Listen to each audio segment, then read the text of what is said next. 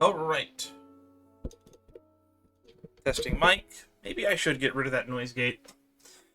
Anywho, I am sick, possibly dying, but I am here today because I feel moderately better after heavily medicating myself. But that is not super important. Long story short, today's plan was to edit the previous Selenic Chronicles stream and upload it to YouTube, and then at around like 9 o'clock, start doing another live stream of more Selenic Chronicles. We've done like 2 or 3 of the main ones at this point, but unfortunately, I had to put in 3 hours of overtime at work, so I did not get home till like 6 p.m. And on the way home, I started puking my guts out. So, that sucked.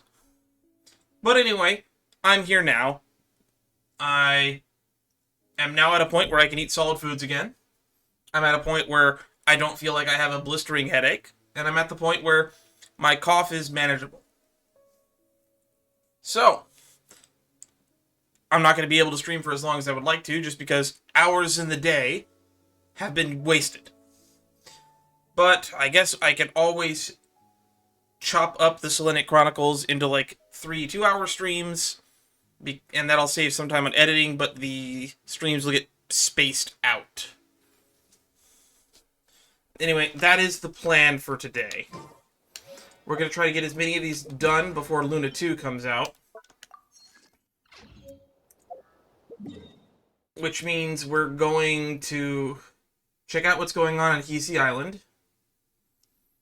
Oh, there's some Traveler's Tales we can also do. I see Ineffa over there. Is there anyone else? Anywhere?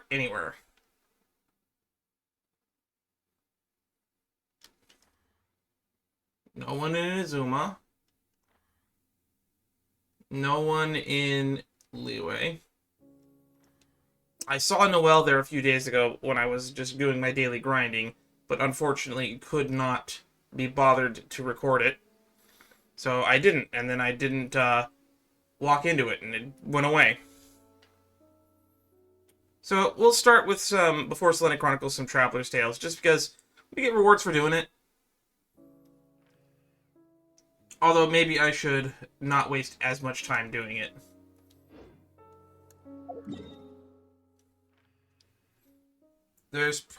So I have a feeling that these Selenic Chronicles are all tied into the Great Thief, founder of the Treasure Hoarders. We've gotten these proof of cognoscentes. We've gotten 2 of them so far, and they appear to match the new relic set that's for Nodcry units, which makes me think that there are 3 more of these missions we can do. And if each one of them is taking like 30 minutes to an hour and a half, we can definitely get 1 or 2 of them done today. But I see an Ep184, which means opportunity for funny. Also, I'm on Pyro Traveler because I was doing stuff. I'm still in the process of maxing out all the Natlan tribes. I got 2 of them maxed out now.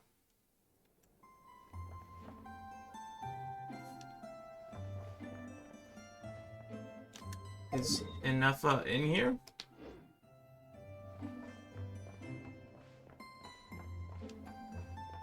She's not on her charging station. Oh! I didn't know there was this little room on the side. Why is Yehoda here?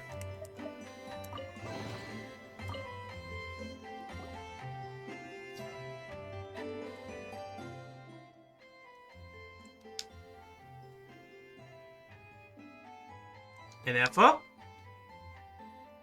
She asleep?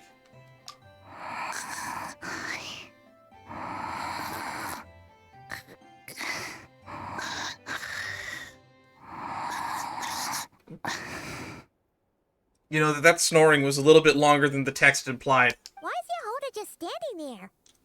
And she's asleep? She's not standing there, Paimon. She's sleeping there. Hey, what's going on here? Paimon feels like it's a bad idea for us to leave.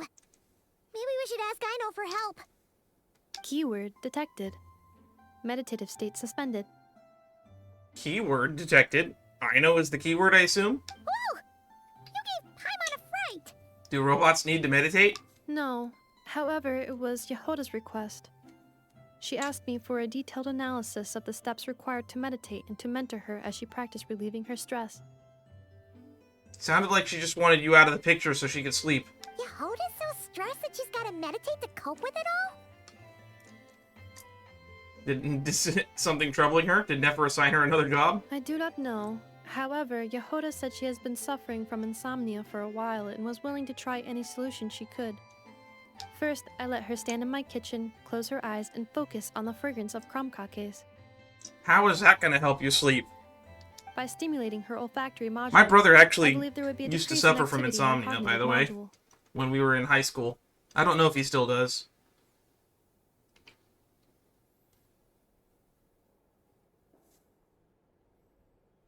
Does it work? It successfully stimulated her appetite. She consumed the finished crumb-cakes with incredible efficiency. I wonder if the sugar crash put her to sleep then. Unfortunately, she consumed too many and proved unable to sleep that night. Sugar high.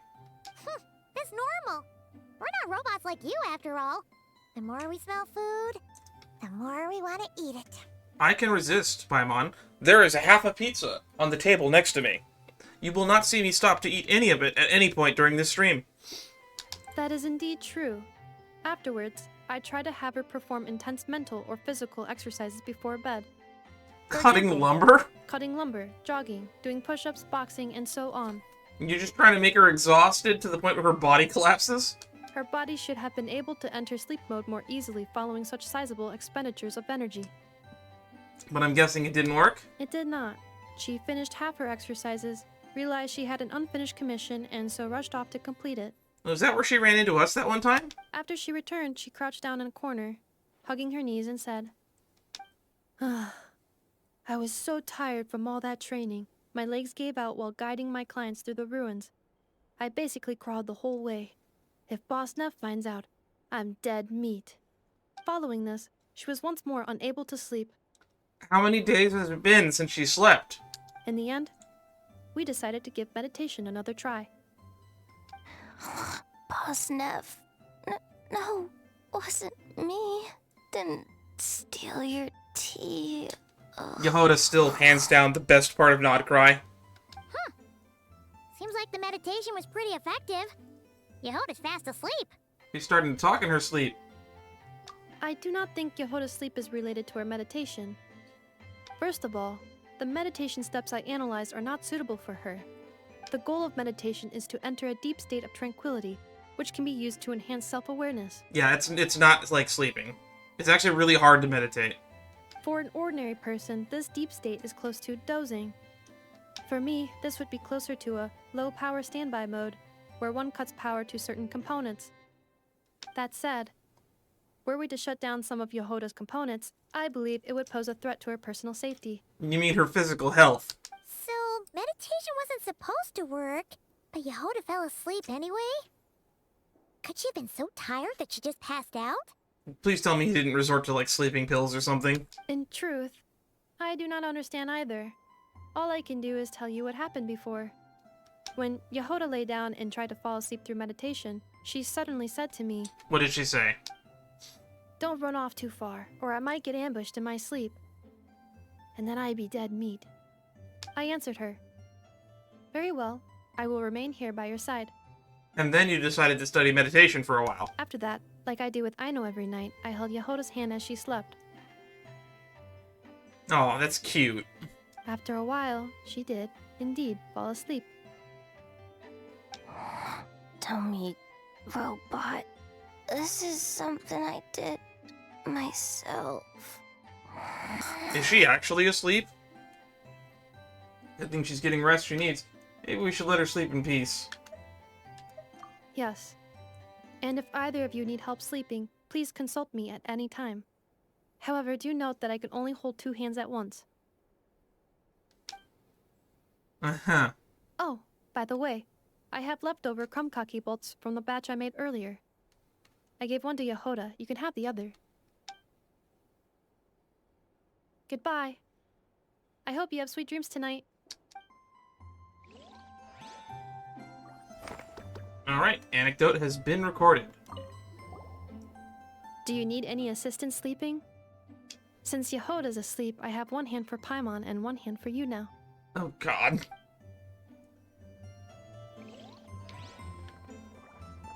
Good on you, Yehoda. That's right.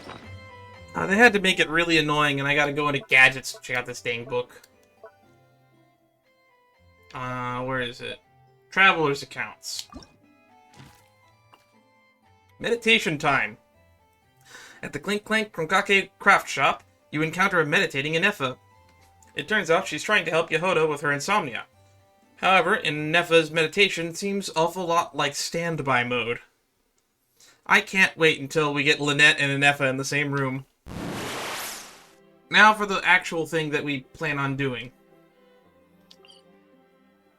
There's a world quest on Hiisi Island. Maybe this will give us some insight into who created that barrier that shielded it during the main Archon quest. Do I talk to you? Or do I talk to you? Oh! I think we talked to you. Doesn't seem to be this one either. Hello there, big bro. I don't think I've seen you before. Or the white fae lady next to you. Welcome to the Frost Moon Enclave. Is there anything I can help you with? Nope, we just got curious seeing you out here all alone like this. By the way, Paimon's Paimon, and this is Dan. So it's Mr. Dan and Miss Paimon. You know, you two don't look like you're from Nasha Town. Does anyone look like they're from Nasha Town? I see people from all walks of life in Nasha Town. We're adventurers. Actually, I'm the mastermind behind the scenes in Nasha Town. Yep, super awesome adventurers at that. Must be nice, though, traveling around with your best friend, seeing the world together. It really is. We've been to so many places already. What about you? What are you doing out here just now? I was looking for pretty stones. Now, Paimon gets it. You collect them, right? You're not the only one. Some grown-ups are super into that, too. Nope. I'm going to use the pretty stones to bribe Mai into kidnapping me. Excuse me? Alright, we're also looking for some treasure hoarders that robbed stuff from the Clink Clank workshop. Maybe Mai is one of them. Okay, that makes it... Wait, what? That's definitely not what I was expecting. Normal enough for an odd cry. You never heard the story of the legendary Reed Miller and the Fae Princess? But Mai told me it's super famous outside. Here's that name again, Reed Miller. We're on the right track. Come, lady with moonlit eyes, let me steal your heart with this jewel that matches your gaze, and whisk you away from this gilded cage. I'm not really sure what it means, but if you give someone something they like, that means that you can go on an adventure with them, right? It's not what it means at all. That's how I lured Paimon onto this path. Yeah, it actually means, anyway, it's not like that. It's not exactly a story for kids. By the way, who is this Mai you're talking about? Telling kids strange stories like that. It sounds kind of questionable. She's not a bad person. She's about the same age as me. She's an adventurer too, just like you two. I caught her sneaking around near camp once, so I made her tell me a story. For some reason, she seemed to think that we're some scary cult of weirdos who sacrifice kidnapped kids for the moon goddess. You guys don't do that, right?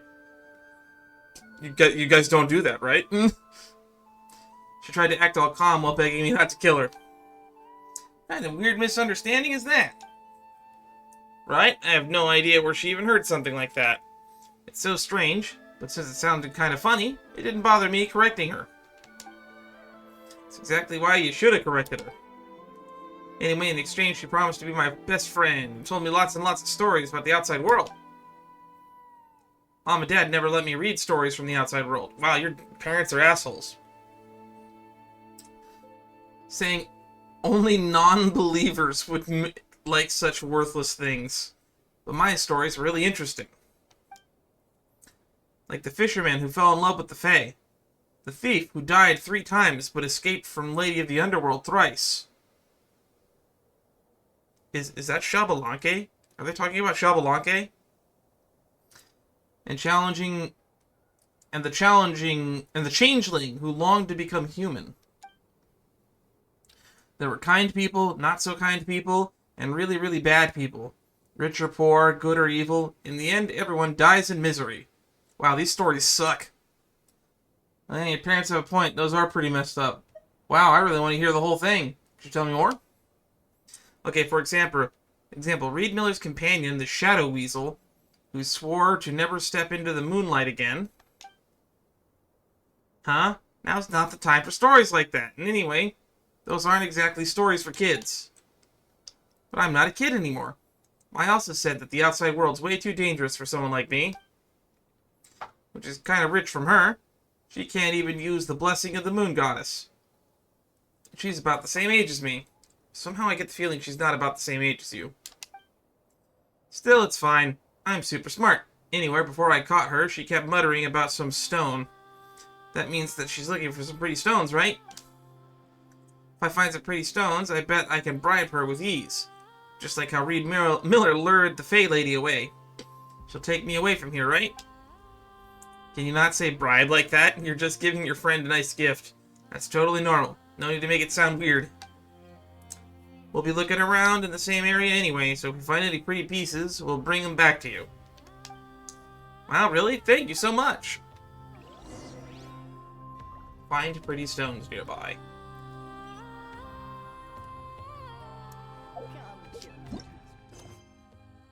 Polkka, beneath the moon's oracle. Tale of the Gatestone. Oh, hang on, there's a Lunatar over here. Look over there. That's super beautiful.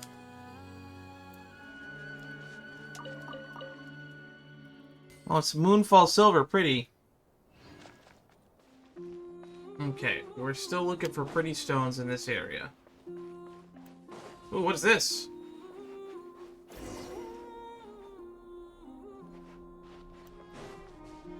Oh, it was just the Kuvaki stone. That's what she wanted?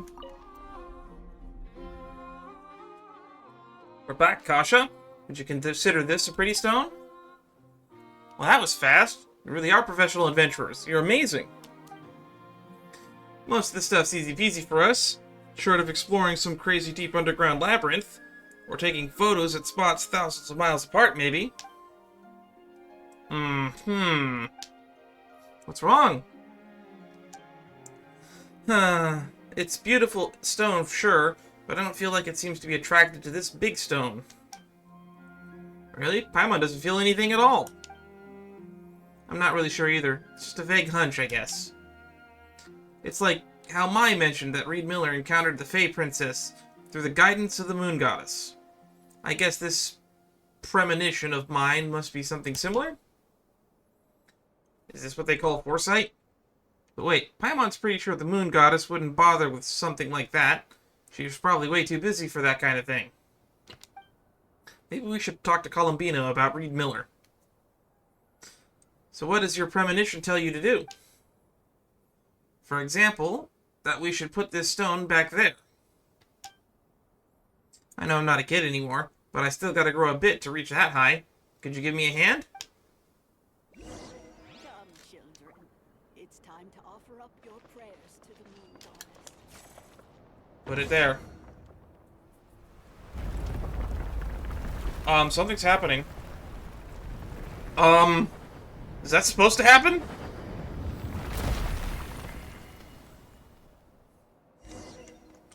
What just happened? Wow, I was right. As soon as we put two stones together, something really awesome happened. But now the stone we found is gone. Well, that's okay. I was only trying to find the fragments like that so I could bribe Maya in the first place. Now that we got the whole new story about the flying stone, the stone itself doesn't really matter anymore. Since Maya loves telling stories, I'm sure she'll be way more excited about this tale than some old rocks. Thank you so much, Dan and Paimon. Things didn't go exactly as I imagined, but I'm really happy with how it turned out. Oh, and here's a pretty stone I found earlier. I think it's really beautiful, so I want you to have it as a thank you gift. Tale of the Gatestone. That was a short little quest.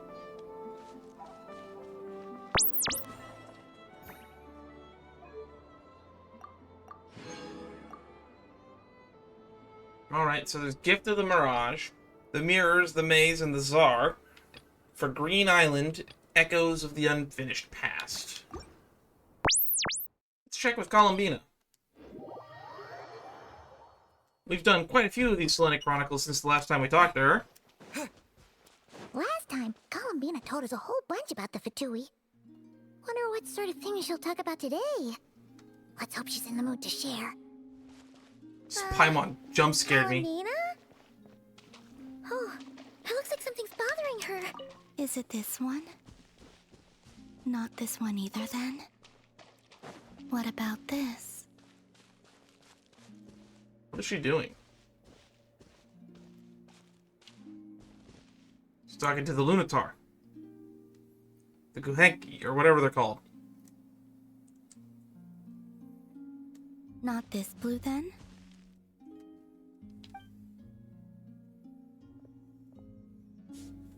What happened? Oh, it's you.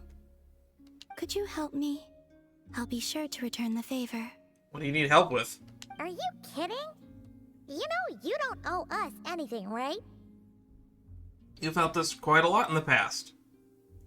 It's us who should be returning the favor. Yeah, we'd help you even if you had nothing to give us. So, what sort of help do you need? Well, to be precise, this creature is the one that needs help. Huh? The Kuhenki? What's it need? Yes. This little one procured a paintbrush somewhere, and upon returning to my side, proceeded to swish about happily. I found a canvas and some paint for her, but though some time has passed, her attempts to mix the colors she desires have met with little success. Whoa! Where did you come from?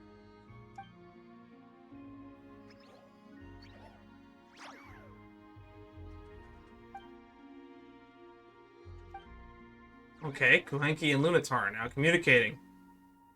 I don't understand what they're saying. Are we playing charades? Sorry, we didn't catch any of that.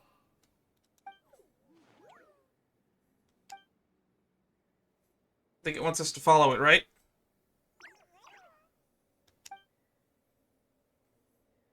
Okay. Looks like she's taken an interest in your pack. Do we have the paint that they want? Perhaps you carry suitable colors on your person. I mean, we did recently get a lot of paint from, what was it called? Tenositak? We don't usually carry around stuff like that. Speaking of which, where did you find the paint? No offense, but you, don't look like the painting sort. And who does look like the painting sort? I guess Mare. This little one was quite impatient, so I made some paint using the colorful flowers nearby. Interesting. Huh. Could Luanatar be looking for other colorful things to make paint with then? Ah, so maybe flowers from another land. Come on, let's see what we've got in our packs.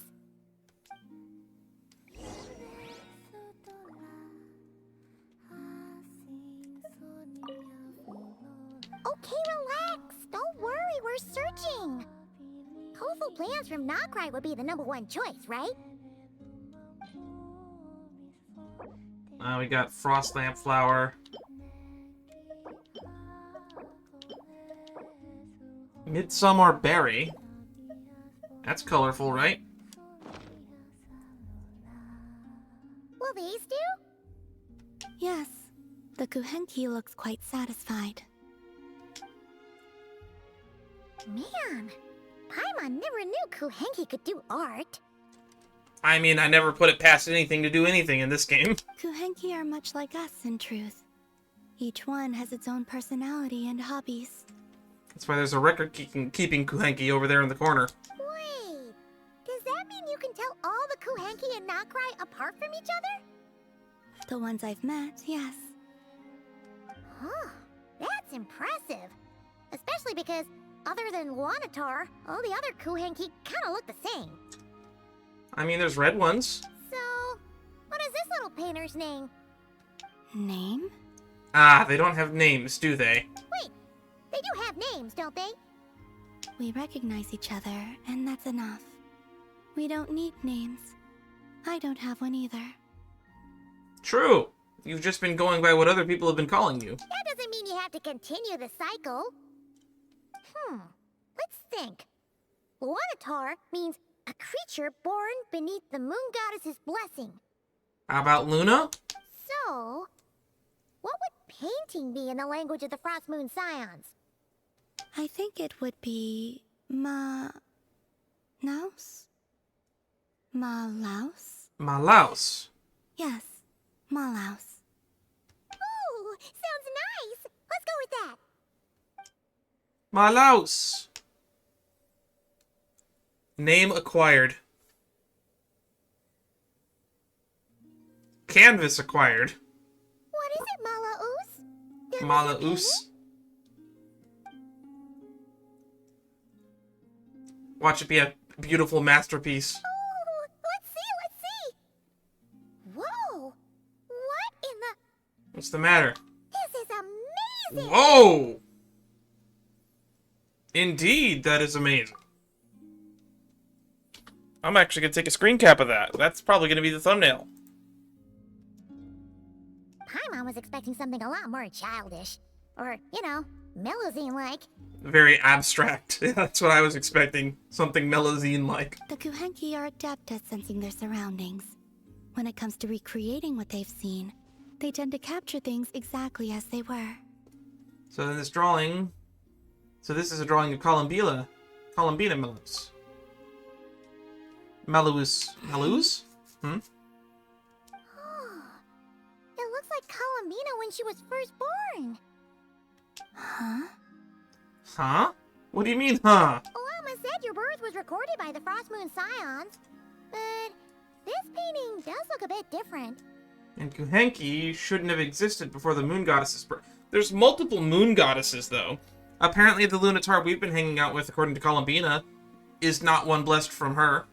This little one, Malaus, was one of the first Kuhenki born. It's possible this is Malaus's interpretation of how things looked back then. Seems like you're trying to help us to get to know your goddess. Huh, Malaus?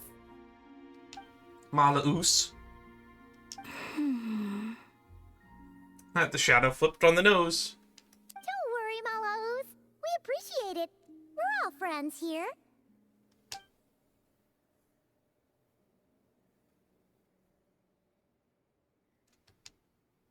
Why did the camera go over here? Wow, that was quick. You finished another painting already? And we stood here behind you to watch you the whole time, didn't we? This must depict the Frost Moon Scions worshipping Columbina as their goddess. Right underneath the statue that they made of her that's kind of creepy and naked looking. What's she doing by the altar? The details are too small to make out. Are we going to add to the painting? Oh, so she was eating the offerings. That's funny. I wasn't expecting them to add to the painting. Was I not supposed to? They're for you. You can do with them whatever you want. You can burn them for all I care. Oh, no. It's just a bit, unconventional. Looks like you were having a good time. Well, they were delicious. The bread? Fair point. Malaus. Yes, I understand. Give me your hand. Oh, we're doing this again. You don't have to give us anything. This is not for eating, you know. Hand. It's not like that. This is proof that we're friends.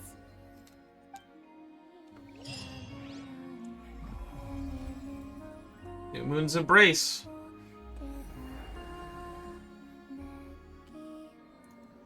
Alright.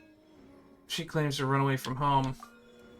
A young painter tries best to reproduce. To you, its goddess. So we got 3 more of these, I guess.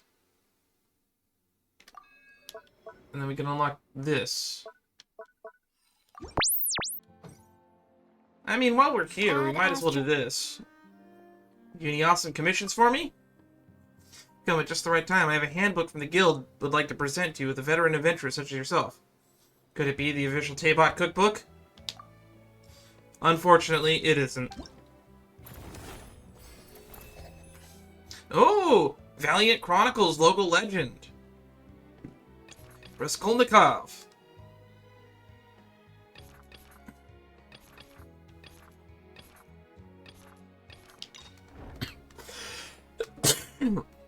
Kavaki Experiment Design Bureau. Experimental multi-shield. Avoid getting hit by any of his electro attacks. World level must be reached 9.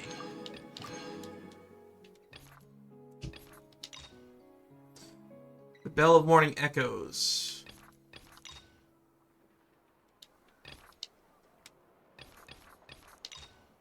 The Mirrors, the Maze, and the Tsar. Interesting. So it looks like we get a boss tied to some of these quest lines. As you can see, the handbook contains information on powerful enemies worth facing. If you can make good use of it, I'm sure you will be of great help on your adventures. Of course, you're welcome to come back anytime you need to check out any relevant information. I wish you success in your endeavors. That's pretty useful. That actually helps us narrow down what Selenic Chronicles we need to do. Go to Not Cry and explore and accept the quest. Cool. Wait, didn't we pick up a Bell of Morning Echoes? Where is it? Yeah, over here. Undying One's Morning Bell. A bronze bell that was carried by a warrior who strode the dark abyss. Its peal can be heard on pitch black nights. Well, I guess we're at a loss then. Back to square one. Luckily, we're not going to nowhere. If I remember correctly, we encountered a world quest somewhere up here as well. Okay. Just gotta find where the voices were coming from. Oh, it's the guy waving at us. That's gotta be it, right?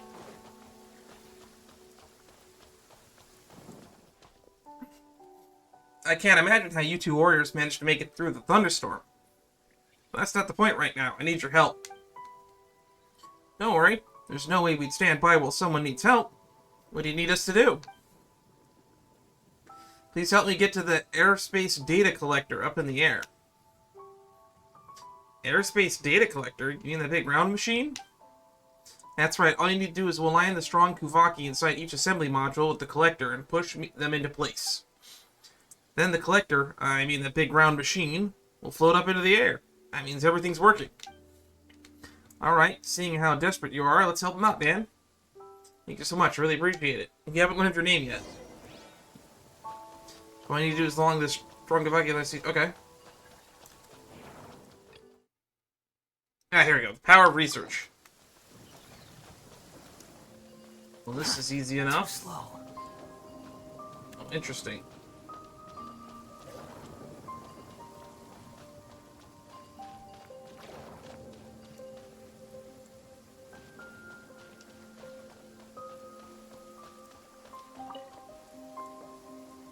How do I adjust this one? Quit following me.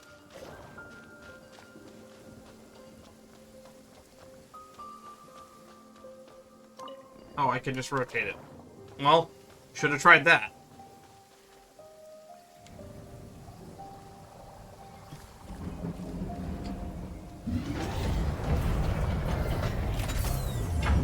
Oh, it doesn't look like it worked. Ah, but this won't be worried now. Alright. Finally, it worked! Warriors, my name is Fangle. I'm a researcher with the Fontaine Research Institute. I am an honorary member of said research institute. Or an unofficial member. I forget what the title was. Saw everything just now. You were absolutely incredible. May I ask your names? Paimon. This is Dan. We're adventurers. Have you been stuck here for a long time? If not for the two of you, I might have been stuck much longer. You're the first ones to make it through the thunderstorm safely. Surely you should be the first one. No, of course not. I don't have your luck. You probably won't believe me, but this abnormal weather is probably a result of my being cursed. Cursed? Wait, sciencey people believe in that sort of thing? Indeed. In fact, I mean, we already know curses exist, because, like, Focalor's curse Farina. This is also a world where elemental energy and pseudo-magic exist, and goddesses' blessings and whatnot. Indeed. In fact, that's why I got into the science in the first place, to find a way to break this curse. I know it sounds crazy, but if you'd gone through half the things I have, you'd understand. Whenever I cook, even if I'm just mixing a salad, it somehow catches fire. If I hang out the laundry, a tornado is guaranteed to blow it away. Things like that happen to me every single day. I call it the Fangle effect. Boy, make sure he stays absolutely away from Bennett. That really does sound unlucky. Is there any way to break the curse? Science, of course. That's the only way. Sounds reasonable enough, but something feels off. Sounds about as reasonable as Paimon single-handedly fighting off abyssal monsters. Isn't a blessing usually the way to break a curse? Sigh. I tried all the traditional methods when I was younger, but none of them worked. In the end, it was the Fontaine Research Institute that saved me. They taught me how to fight against it. Since mixing salads caused fires, I invented a cooling system for food. A what? In fact, the very system ended up being used in the Fanta vending machines. Oh, that's kind of cool. Now everyone can easily enjoy ice-cold Fanta. Fanta. I keep calling it Fanta because there's a real drink called Fanta. Wanna Fanta? Don't you wanna Fanta? I like to call it Nazi juice. If you don't know why I call Fanta Nazi juice, then you should look that up. That's all thanks to the Fangle effect. Henry's been so grateful to me for this. Oh, we've talked to Henry. Before coming here, I learned that the extreme weather and Nod Cry could be incredibly dangerous, so I made sure to install lightning protection device on this collector, just in case. Without it, the experiment that would have probably failed a dozen times by now. Oh, so science really did beat the curse. You could say that, but as you saw, I got pretty flustered now just because I overlooked one critical factor.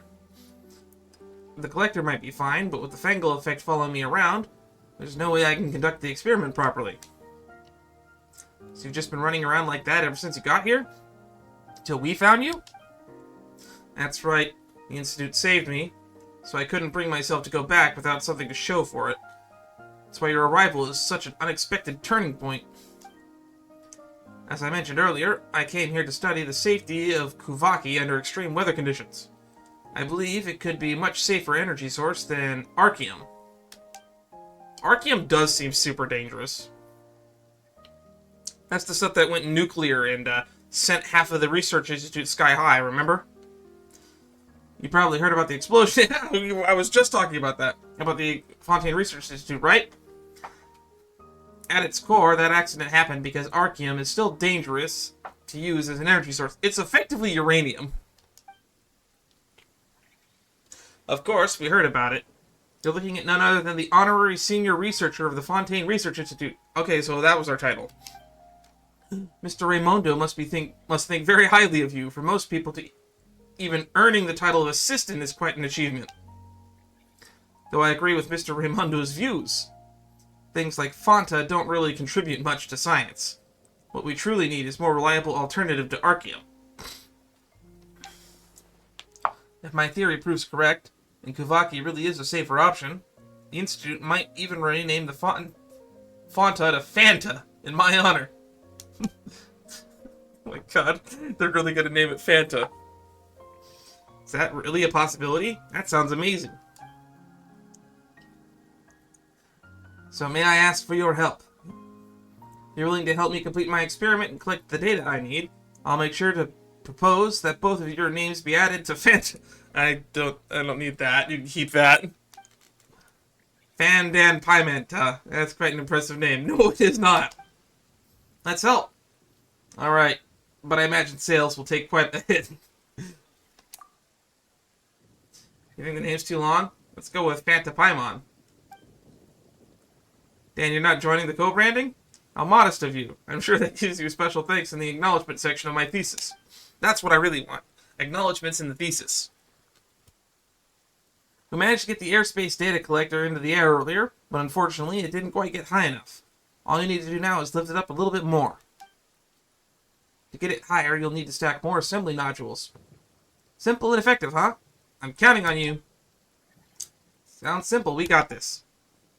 In that case, shall we start setting things up?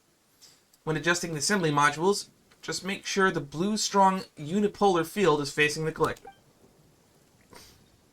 Sure thing, let's get started. Alright, I just noticed there's a signal issue with one of the 3 channels, but it can be fixed by resetting the robot. Now let me set up the experimental parameters.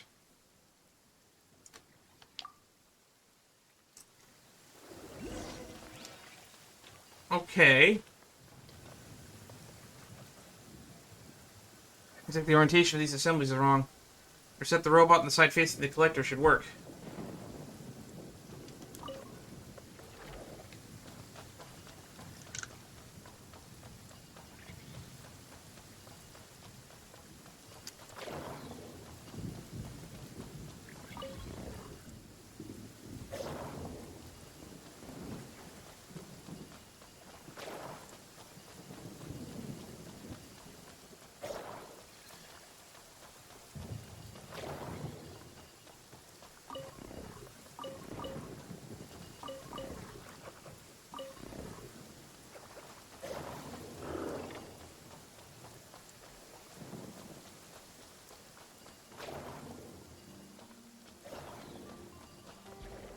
Gotcha.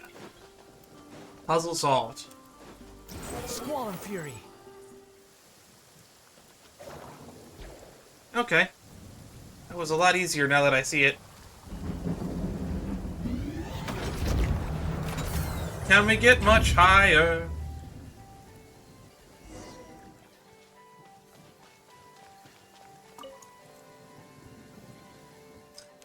We've got the data, so that means we're done, right? I'm sorry, we still need data from higher altitudes. That's how scientific research works. It's all about patience and precision. We can't rush it. Okay, but you didn't get struck by lightning when you went to set the parameters just now, did you? Maybe that curse of yours isn't as bad as you think. So for the next experiment... No.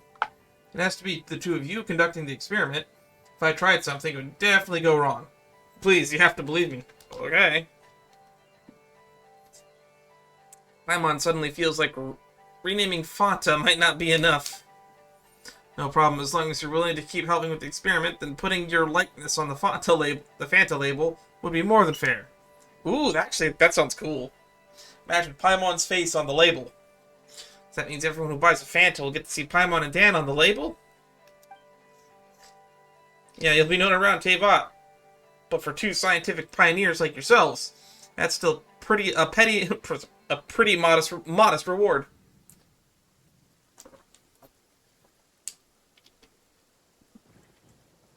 What do you say? Shall we keep going? Will Fanta's development team really agree to that? For the sake of scientific progress. Let's get back to the experiment. Excellent. I knew you people were of extraordinary insight. Once you're ready, I'll go set up the parameters for the next experiment. We're ready. We'll need a higher altitude data, so we need to stack 3 assembly modules for each channel. You only need to manually adjust the modules for 2 of the channels. Leave the rest to me. It's 3.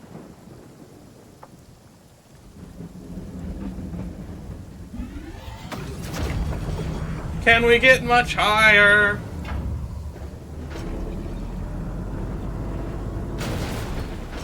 Oh, the lightning struck it. That's not good.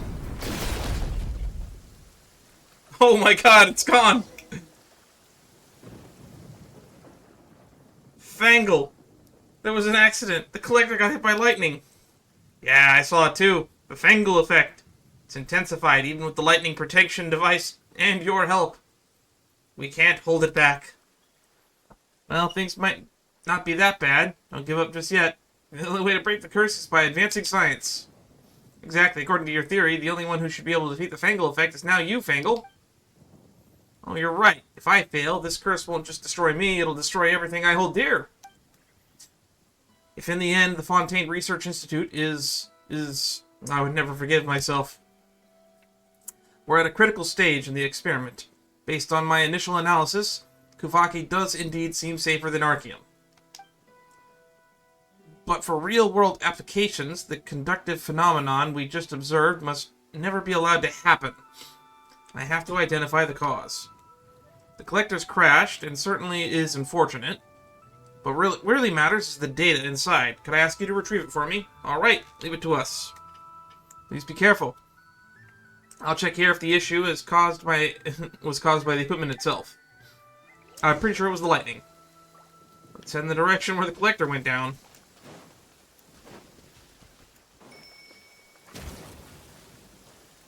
It looks badly damaged. Can we recover the data? Quit following me. That should be it. Let's check back with Fangle. Behold! I'm so glad you're okay. I was starting to worry the Fangle effect might have gotten to you too. So, how did it go? Did you get the data? We got it, but the collector was already... I suspected as much. The designs were never accounted for the impact from a fall. Huh. That was my oversight. I found a few leads on my end as well, but it's too early to draw any conclusions. I'll need to analyze them together. With the data you recovered, give me some time to dig into it. Could you come by again tomorrow? Wait until the following day.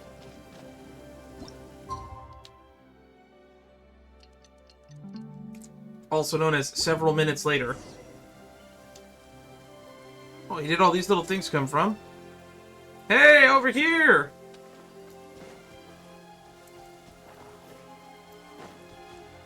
Huh. This guy builds fast.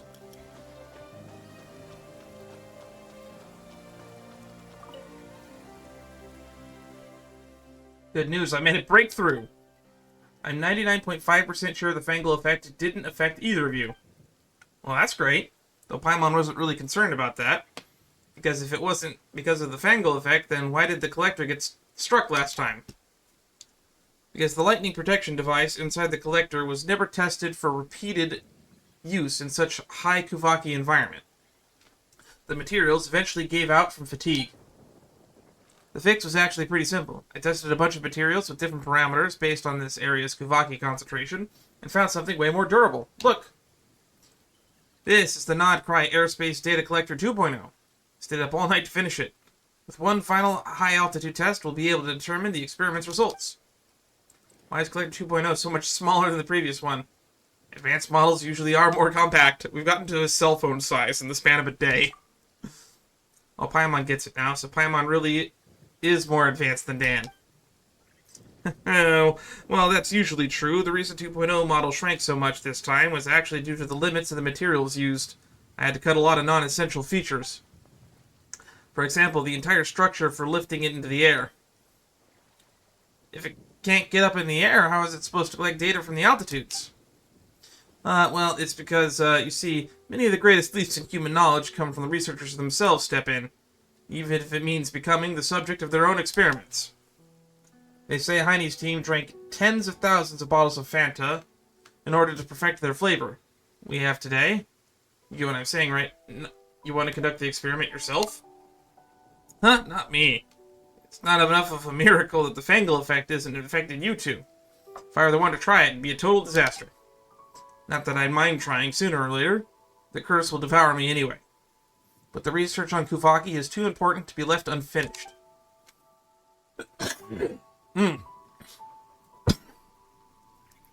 How about this? I'll just redesign the Fanta bottle to be shaped like you two. Or we don't even have to call it Fanta anymore. It could be Paita, Manta, or Danta. Ooh, I like Danta. Danta sounds catchy. Please, for the sake of scientific progress, take the Collector 2.0 with you into the skies. Since it's for scientific progress, I'll do it. Since it's for scientific progress, how about Paimon does it? Huh? We're both part of this co-branding, aren't we? Why is Paimon the only one being sent off? I'm not sure that'll do. Even in the name of scientific progress, we can't run experiments with someone so small. I was thinking of making you a glider or something. I've got one already. I was only joking. Gave Paimon a scare. Don't joke around like that. But don't worry, Paimon will be going with you.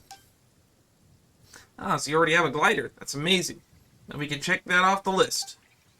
Alright, let me explain the latest changes. Just yesterday it occurred to me. Since the thunderstorms here are bursting with Kuvaki, instead of avoiding it, why not harness it? In other words, we can actively attract the lightning. So our goal is to fly up high and to get hit by lightning. I'm loving this plan more by the second. This relay device was built for exactly that purpose. Attract the lightning? But that sounds dangerous. You'll be fine. Most of the Kuvaki in the thunderstorm will be converted into an upward force field.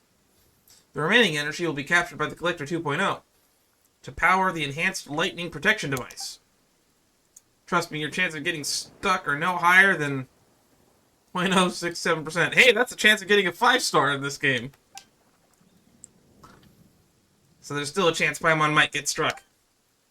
Statistically speaking, there's a negligible risk. I mean, no proper scientist would claim something is 100% certain. This will be the final experiment. Channel the lightning into the lightning rod over there, then launch up to the collected data. The lightning protection device and the Collector 2.0 will keep you safe. I'll let you know as soon as we get enough data.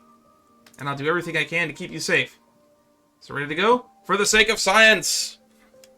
That's the spirit, for the sake of science!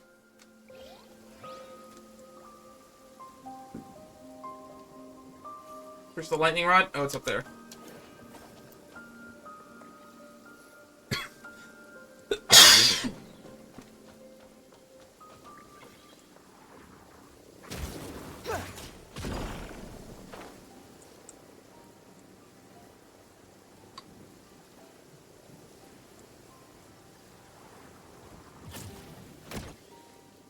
There we go. So much thunder and lightning, be careful.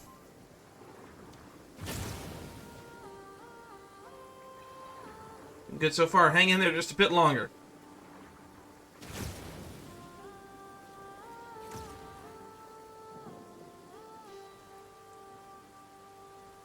We got enough data. Hurry back. That wasn't too hard. The experiment was a success. Just as I thought, Kuvaki has huge potential. Thank you both. This is the critical data I was missing. Once I've combed through it all, I can finally get started on my thesis.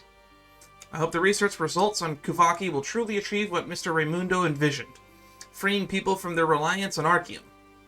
This would be an enormous step forward. Looks like we helped with something big. That's awesome. Indeed, progress marches forward. My thesis should be done in a year or two. And maybe in 20 or 30 more, we'll start that real impact of what we did today. 20 or 30 years? That long?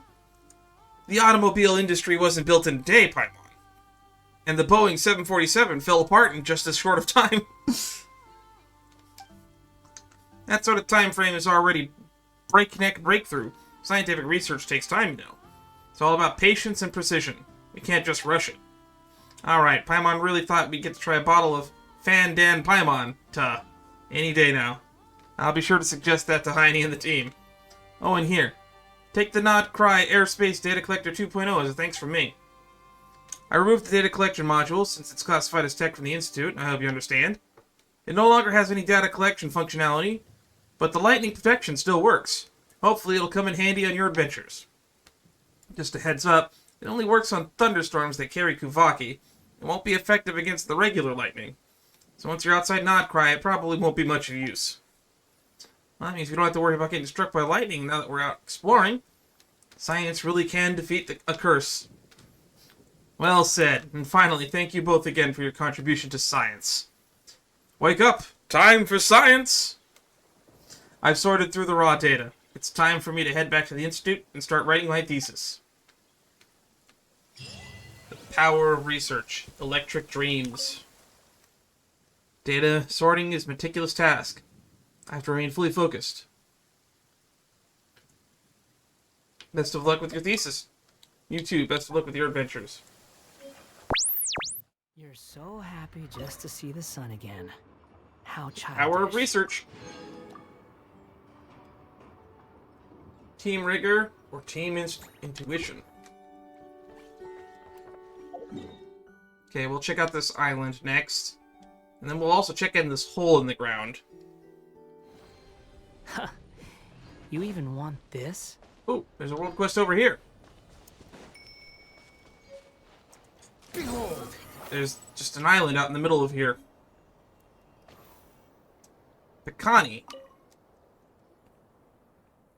25, 26. What are you counting? Shush, keep it down. Forget it. Not like I was going to catch anything anyway.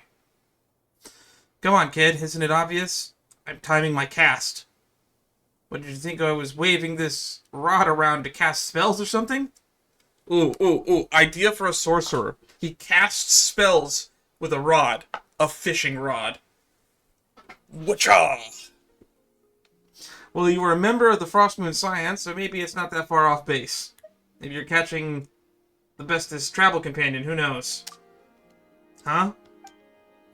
Hey, don't make it sound like anyone can fish up their bestest travel companion with a casual cast. Wait, that's not even the point here. Anyway, this is the first time Paimon's seen someone...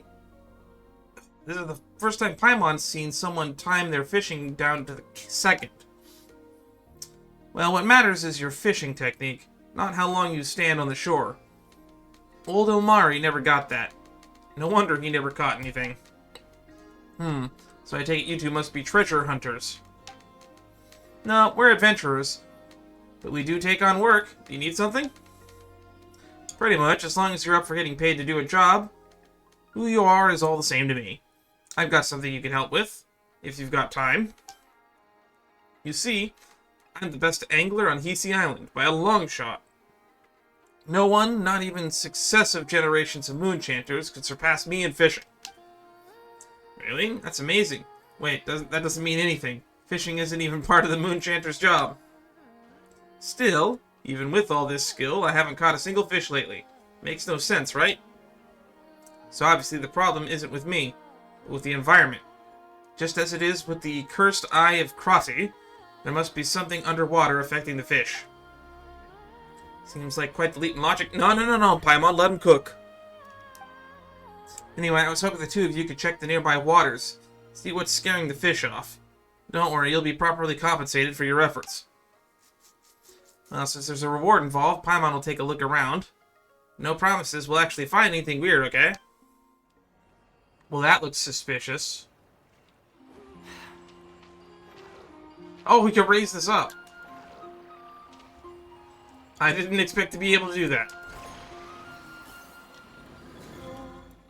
Oh, does it mean place them over there? Following me.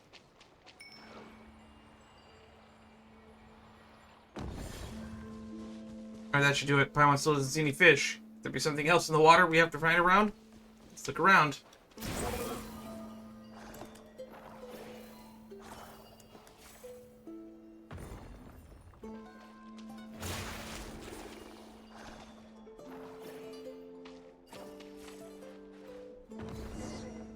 Alrighty. Is this rock gonna go flying in the same place the other one went?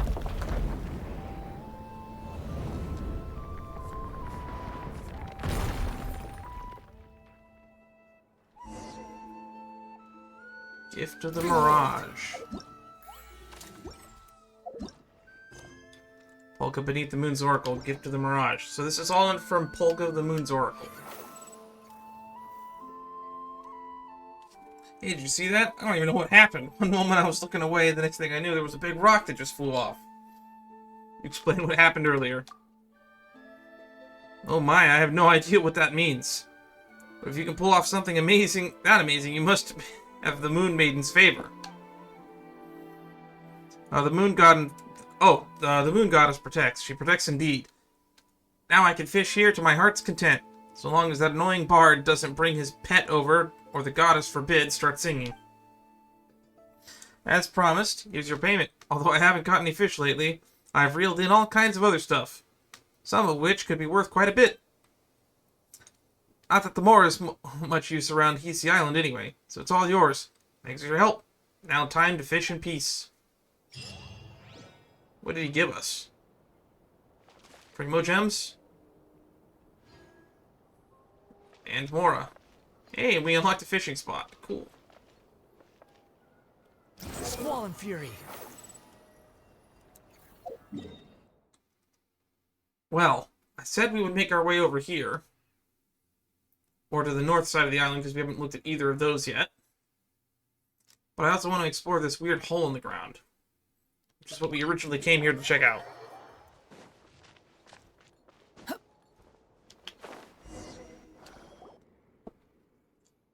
Oh, how it's so deep. Looks like there's an even bigger space down below. Hey, you two. You trying to get yourself killed? Don't just stand there. Get over here and keep your voice down. Ah, she's scared, Paimon. She didn't expect to find anyone else in a place like this. Why are you hiding? Shh, I told you to keep quiet, buddy. Judging by your chubby looks, you wouldn't have happened to be the daughter of some Northland Fey Lord, would you? Oh my god, they called Paimon fat. Hey, what do you mean by chubby looks? Paimon is not chubby at all, and Paimon is not a Fey either. We're adventurers. Miss Paimonanova, at this juncture, I advise that we feign... Feign what? And who's Miss Paimonanova? Anyway.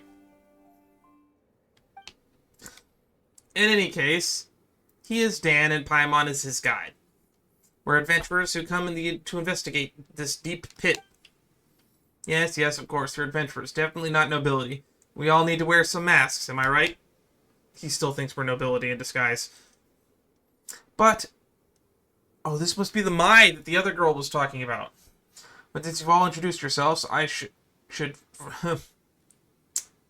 for my part, do as decorum dictates. Maite Velu, heir to the legendary thief Reed Miller. Alright, we're on the right track again. Don't worry, that's my real name. Whoa, thief, legendary thief Reed Miller. It's alright. If you're unfamiliar, rest assured, I'm a master thief, not some small-time crook. Your belongings are safe where they are in your pockets. However, you're a terrible liar, buddy. Tell me, what kind of guide leads people straight into a deep pit? We did that because we're adventurers. Alright. If I'm not mistaken, you're here for the Crab Tsar's treasure, too, aren't you? I see, crabby booty.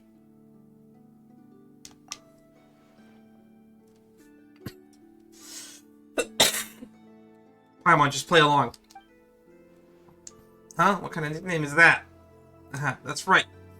You know your stuff, brother. My target is the crabby booty. It is the most precious treasure hidden in the Crab Tsar's palace below.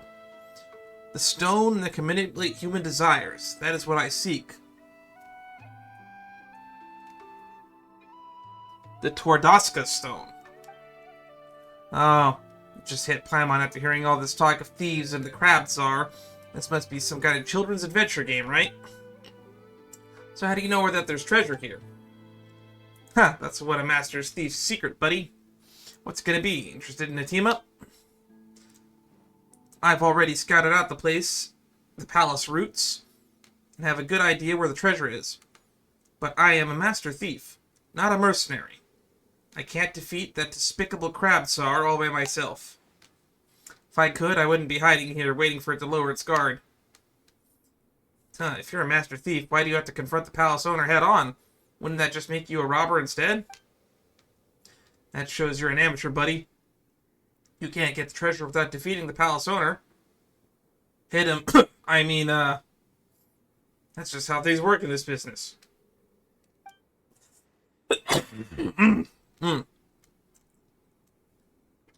Once we get that stone and sell it for a good price, we'll split it 50-50. And I'll even hook you up with an informant. Interested?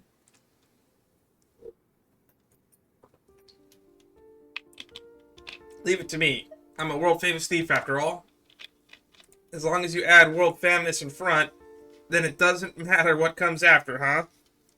Is that what you're thinking? No, we're just helpful adventurers, not thieves.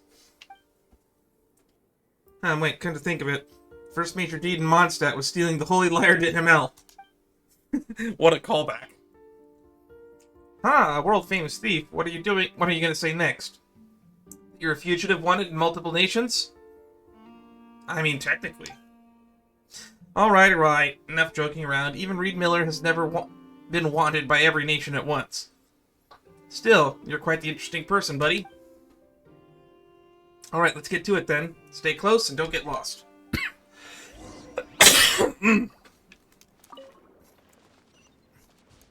Mirrors, the Maze, and the Tsar. Polkka beneath the Moose Oracle.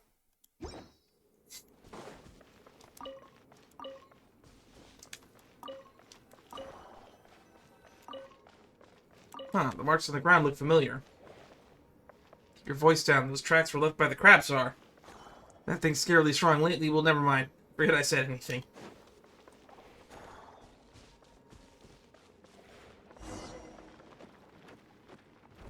There's the crab Tsar. Make like the wind. Distract it. These little crabs, what are they hiding now? Just because something frightened them? Again, this little crab seems to be trying to give us something.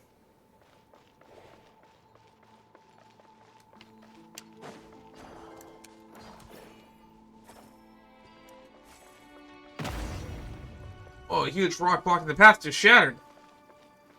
So that's the key, alright. Nothing less than I expect from you. It's like these little guys were on our side. Aren't we technically here to steal from them? Speaking of which, well, that's no ordinary constration, pal. Ruthless, ill-tempered, it's still just a crab. For those who don't know, I am well known and familiar with crabs. I am notorious in D&D and Pathfinder for throwing giant crabs at my party. Take it and have fun.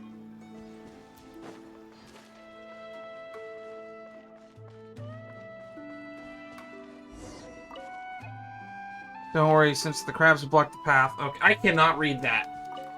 I wish this was voiced.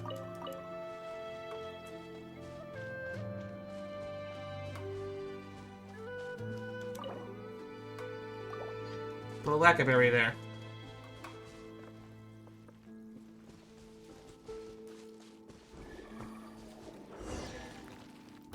Huh.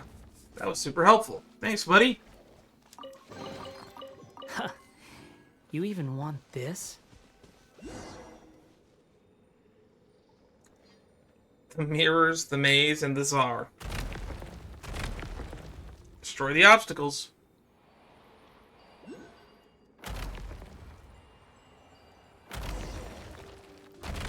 Aha! Take that, Tsar! Take it and have fun. Search for traces of the crab Tsar. Looks like this way is blocked. That's really cool. There's mirrors. This way's blocked too, buddy. If only we had the abilities from those Frost Moon weirdos do.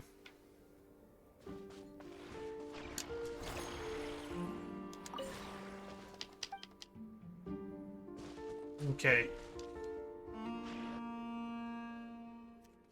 Looks like there's no way forward. Where did that big crab escape to? This is the problem. These mirrors were left behind by those Frost Moon weirdos. Only they and the crab Tsar could travel through them. So that big crab actually went inside the mirrors?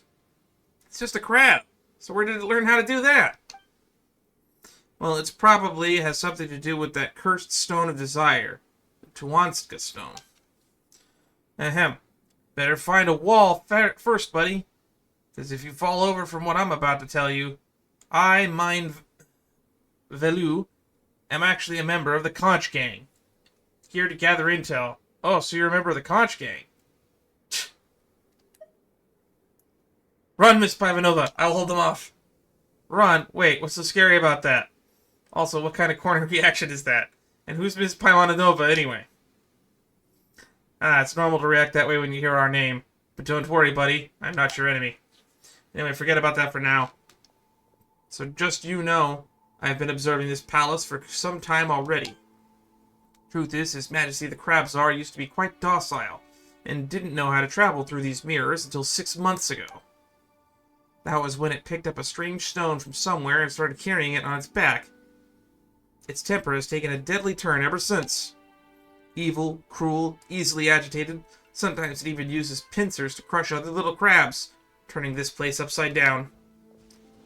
Wait, so the treasure you're looking for is actually the stone on its back? No wonder you say you have to defeat it first. Heh, that's right, buddy. Just like how Reed Miller took the Frost Moon treasure back from the greedy governor, bringing her back to her senses. It's the duty of the Master Thief to always been on the side of the oppressed, so that they don't have to kneel before any, crab. So for all the little crabs... Oh, I see.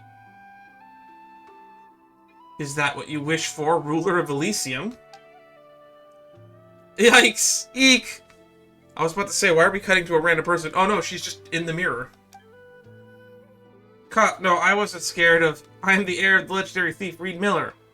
Anyway, identify yourself now. Oh, you scared Paimon for sure. Didn't expect to find anyone else in a place like this. You look like a Frost Moon priestess. Ruler of Elysium? You're talking about Might? You're talking about Paimon? Paimon is... Paimon. Ahem. Then Paimon, as your lady commands you to go to Nacha Town and buy Paimon an endless supply of Krumkakes. I'm just kidding. Which one of us is the ruler of Elysium? So what are you doing in a place like this, buddy? Eyes up. You're all alone while there's 3 of us. We are a fellowship of free people, and if you wish to seize us and take us to the Frost Moon, then you're out of luck. Even back when Snezhnegrad had a legendary Reed Miller. Fear not, I am not your enemy.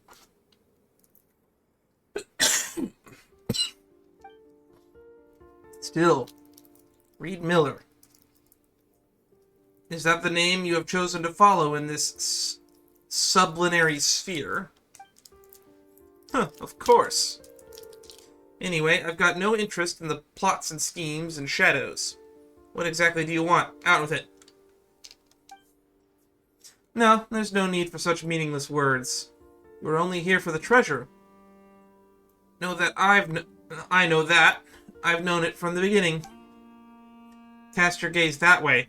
Look beneath the mirror. When the mirror shatters, you will find a cursed object that corrupts the hearts of men. As for me... Hey, wait, don't go! Whoa, she's gone again. Who was that priestess? I think it was the lady from the tale. Who knows? Those Frostmoon folks have always been kind of loony and cryptic.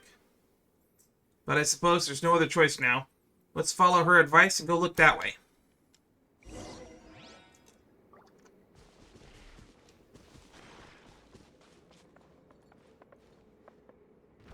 Look at the mirror. It's the big crab from before. Oh shit. Watch your step. That drop looks pretty steep. I think that priestess lady warned us that the mirror might break, otherwise someone could have really gotten hurt. Yeah, It seems she doesn't mean us any harm. Alright, let's chase it down. Gotta lay a smackdown on His Majesty, the Tsar. Yeah. Where is this crab?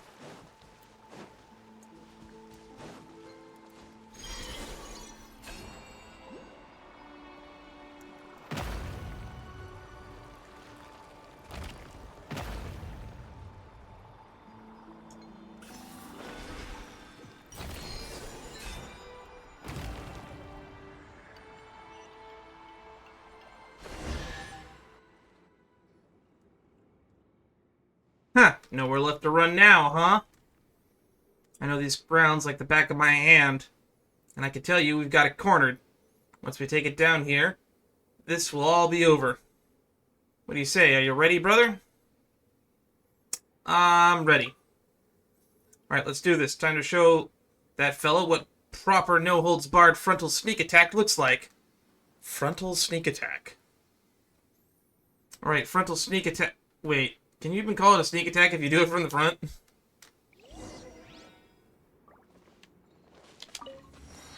Grab that. Calm the crab Tsar down.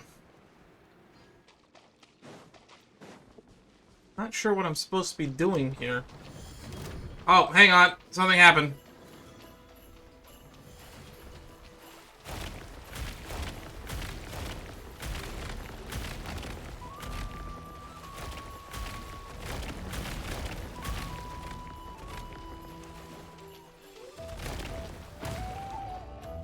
Speaking of which, it looks like the stone fragments of the crab.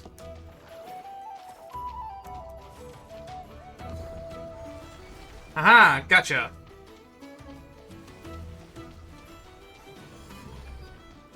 Uh-oh.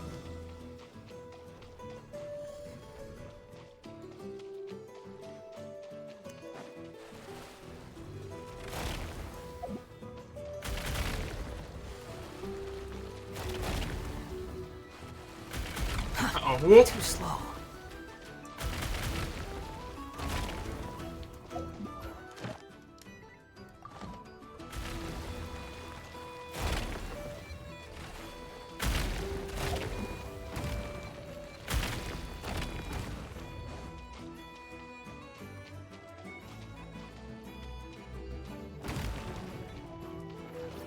Thank you, little buddy. I am the Crab Master. I am the Crab Whisperer.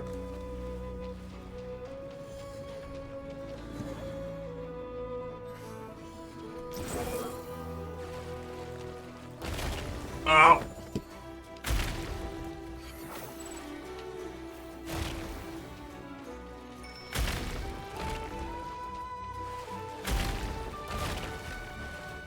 Quit following me.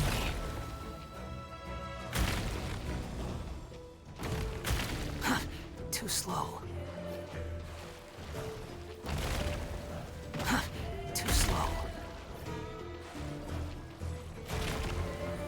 Gotcha.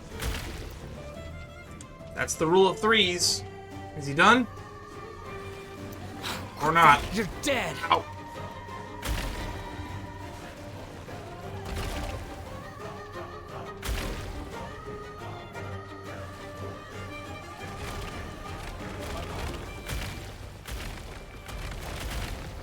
Need help from the little buddies. Come to me, my crab brethren. We must take down the evil Tsar. Too slow.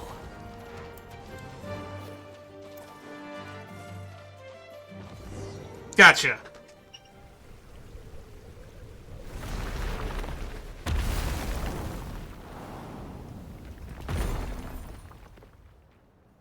Man, how many pieces of that thing do I gotta send up there? It flew away. Have you come searching for me? Whoa, it's the priestess from before. Now, we weren't exactly looking for you, but who are you really? It's always like this, always. Promising to take me away, and then always leaving me behind. This time is no different. Asking those questions just give me a false hope, so I would stay, waiting for salvation that will never come. Isn't that right? Well, that's not what we meant. Please don't cry, we're adventurers, and we love helping others. If you need help with anything, just tell us. She's gone again. Who in the world is that strange lady? I don't think she's a good person. I don't think she's a bad person. Lauma might know. Alright, since she's dressed like a Frost Moon Scion, Lauma must know her. Let's ask her about it the next time we meet, shall we? Hey, where's Mate? Well, buddy, how's it going? Have you calmed down? It seems like it's hiding away out of regret. After all the terrible things it did to the little crabs, while under the stone's influence. That's kind of sad. It's alright. Let it reflect on its actions for now. Those who do bad things must be punished. This is the fate of all evil rulers. Still, Paimon didn't expect the stone to fly away like that. Well, it's not a bad thing. If it had actually circulated on the market, it might have hurt even more people. Here, have this too. Now that His Majesty the Tsar has become docile once more, my observation notes are complete. From now on, you are a friend of the Conch Gang. When you dine at the Spresna restaurant in Nasha Town, just mention the name Mate. And I'll collect my free meal ticket? No, I don't have that kind of pull yet. You still need to settle your bills with Big Sis Katya. Huh. What's the point of mentioning your name, then? Of course there's a point. Big Sis Katya's in a good mood. She might even buy you all drinks or something. So it still depends on someone else's mood. Well, and, if she isn't feeling up to it, I'll still buy you drinks. No, I'll treat you to a meal. I'll have to work a few days for the funds, though. A promise is a promise. And one good turn deserves another. That's the rule set by the legendary Reed Miller. So take this IOU, buddy. What a nice kid. I can see why that little girl liked him. Take it and have fun. Might's notes, Might's IOU. An IOU from Might, according to her, can be redeemed for a meal at the Speranza restaurant in Nasha Town. Airspace Data Collector 2.0. Ani's notes, Might's notes. The Crab Tsar lives right next to those weirdos from the Frostmoon Scions. They say he's hundreds of years old, and honestly, how else would it get so big? He's far, far larger than any crab I've ever seen. In fact, his home isn't a normal shell at all. It's massive, hill-like conch, bigger than the ones we paint on our flags. That's like a tiny fortress. Stranger, still, Kuvaki-filled moss grows all over it, glowing like the stars in a dark cave. Who knows? Maybe that's the Crab Tsar's crown. Given all that, it makes perfect sense that the smaller crabs nearby have ended up in his subjects. Poor little things. They are always scurrying around, dragging food like laka berries, tiny fish, and all other sorts of stuff. I can't even name into the cave's depths.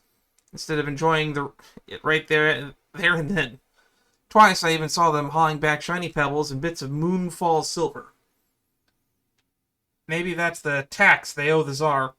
Folks say that back in the days of the Master Thief Reed Miller, the governor sent by Snezhnaya used to collect taxes just like that from the people of Nasha Town. Yeah, I bet that's what's happening here. Something along those lines. That said, I'm starting to think the Crab Tsar isn't all that interested in the endless stream of laka berries and fish. Just yesterday afternoon, I saw it emerge from its hole for a moment. It moved so slowly, like every step weighed a mountain. The pebbles on the ground shook with each step it took. Then the tiny crab came scuttling over, dragging the saddest little fish you ever saw right up to its feet. The Tsar just lowered its head, gave it a glance, casually waved one of its massive pincers. The poor panicky little crab immediately dropped the fish, and scurried straight back into the sand. The Tsar didn't eat the fish. It just nudged the fish aside with a smaller claw, then lay still, staring out towards the sea. Or at least, that's what it looked like to me. I'm telling you, being king must be lonely. All the other crabs are scared of him. It may have a fortress, and it may even have a crown, but it has no friends. He can reach out with his claws, not like a tassel jelly can with its tentacle. Semyon says jellyfish communicate that way, so I guess crabs must use their claws for something like that? I really do wonder where it found that enormous shell. Was there a king even bigger than the Tsar who lived there before? And if he keeps growing, will he move into an even grander palace next? I almost thought about bringing it some ripe laka berries to get a closer look, but maybe not. Master Thief has no business getting too close to the royalty. That kind of curiosity only leads to trouble. Interesting.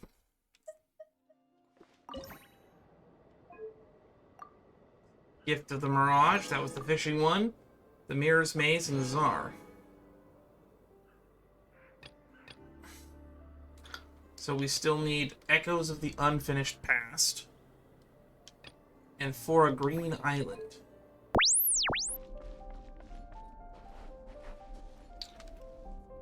Alright, Eveliina, what do you have to say? May the moonlight shine upon your path ahead. Are you two here to pray to Lady Kutar as well? Prayer? You mean in front of this statue? Huh, it really is huge. Beautiful, isn't it? This idol of the new moon was reportedly carved by a moon chanter from 500 years ago, depicting Lady Kutar's original form. As for Lady Kutar's birth, the miracles she performed in this sublunary sphere, I am but a humble acolyte, so I shall refrain from going into too many details with you both. In any case, this is the final destination of the pilgrimage route, where wishes are offered to Lady Kutar. Even if you didn't come here to pray, I hope that you shall feel her blessings. We have several of them, actually. Well, Paimon understands now, eh? Wait, this is the end? Then what's that superimposing pillar up ahead? That's not actually a pillar. Beneath it is the court of the First Edict, an ancient sanctuary that was sealed off 500 years ago by Moonchanter decree. In a sense, you could say it's forbidden ground for us Frostmoon Scions, and because of the Moonchanter seal, no one can enter anymore. So it's better not to get too close. As for that huge edifice up there, it actually fell from the sky by Lady Kutar's grace. None of the falling debris hurt anyone. Debris? Yes, when it came down, several fragments fell from it. One of them fell into the camp below. You two must have seen it on your way here, right? The other are the slightly larger fragments, I remember. One mostly fell to the west. Oh, she's telling us where to go get all of the stones. In any case, it was surely Lady Kutar's guidance that brought you both here. Even as you did not come to pray, may the moonlight bless your path ahead.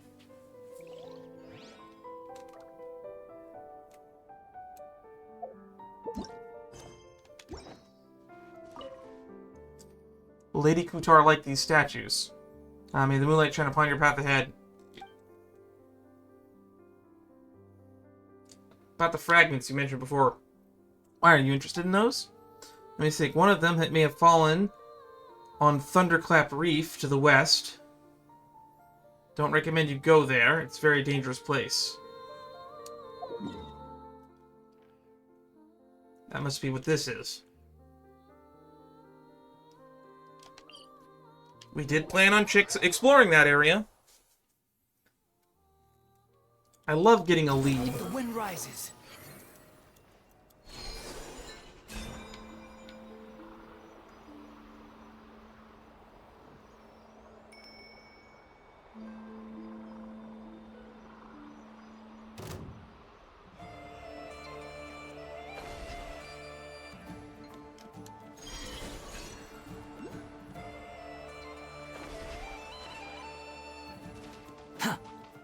Squall and fury.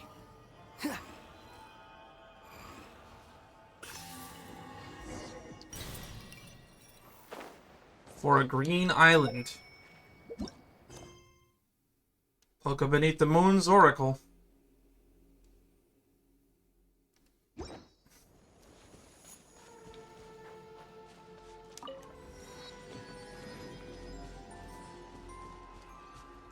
think that's the rock we're looking for. Oh, there's a little robot. Where are you going, little fella? Hey, what's that over there? Follow the robot.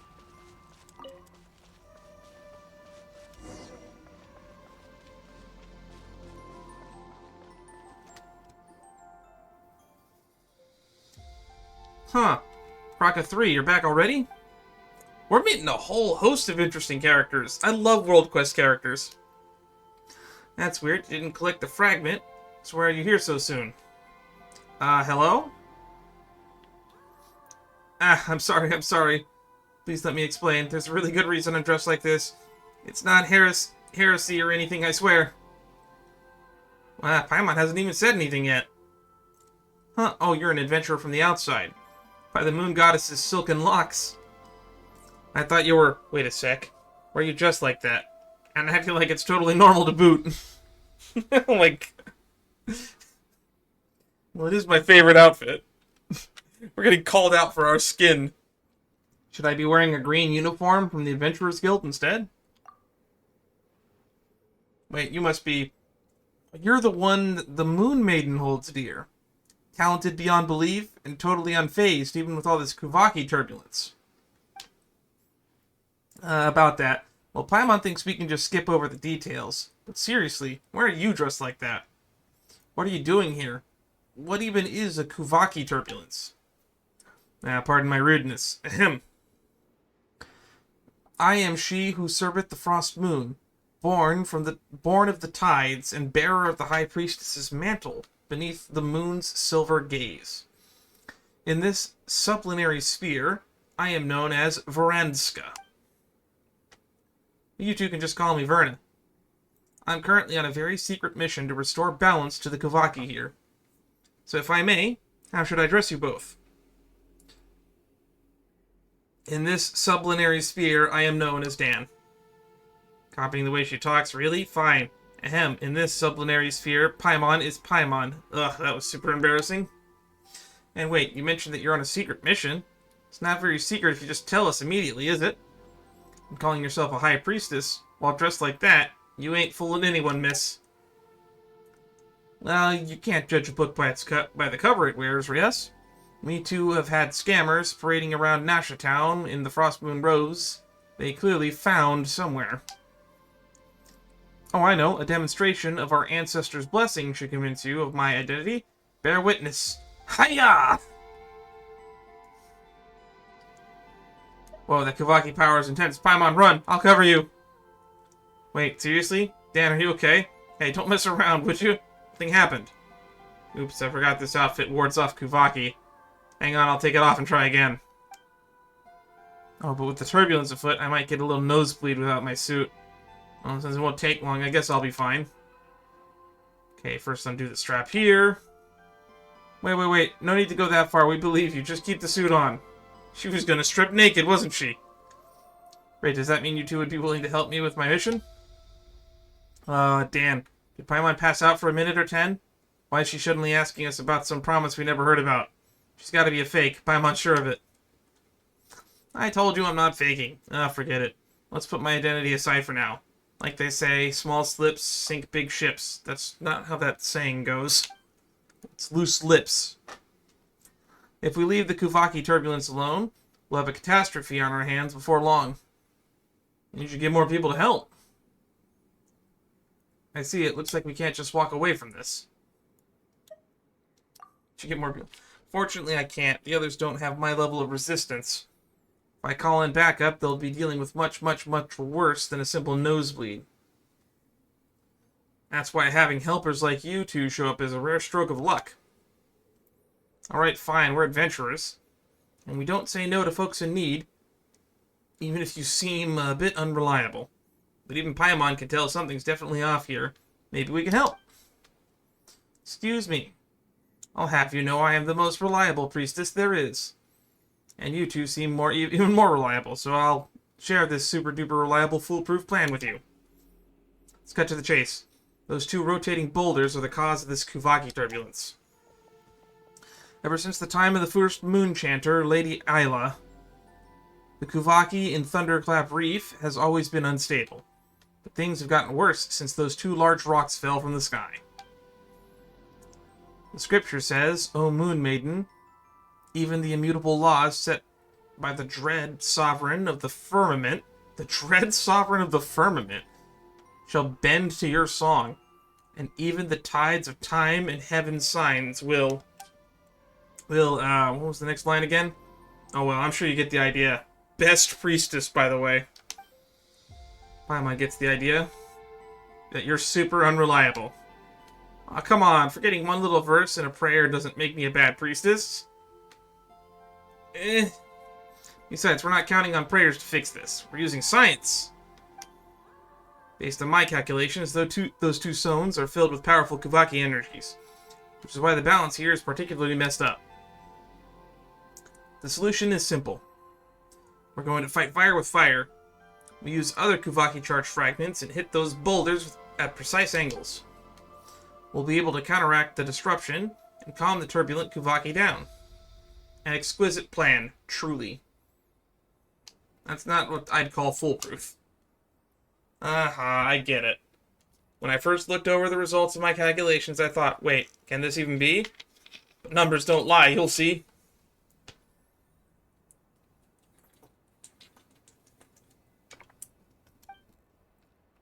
No matter how serious you sound, it doesn't change how crazy this plan is.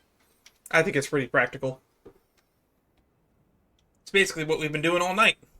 Throwing magnetic rocks at other magnetic rocks. Well, we won't know unless we try. But there's a problem. Kraka V and Kraka 7, who went looking for stone fragments, still haven't come back. 5 and 7, now that you say it. Paimon does remember you mentioned Kraka 3, was it? That's right. Kraka 5 and Kraka 7 are its successor models, These little fellows are amazing helpers. If only the original Kraka 1 was still around. That's a long story for another time. I wish I could go find them myself. But then my nose started bleeding like crazy after I took a few steps in. And that's where we need to step in, right? Oh my Paimon, you're just as warm as kind as you look. Thank you so much for volunteering to help me. Paimon's not doing this for you. This is for everyone's sake. Wait, why did Paimon say something like that? In any case, everything will be okay as long as we help find Kraka 5 and Kraka 7. And those stone fragments, right?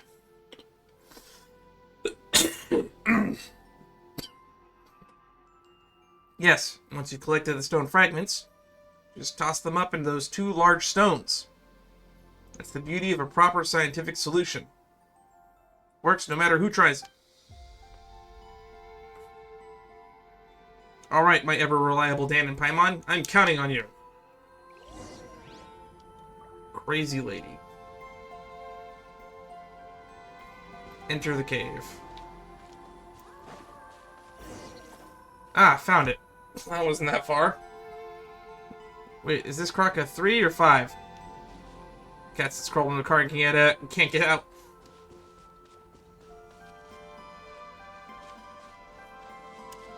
Well, throw the fragments at the stone.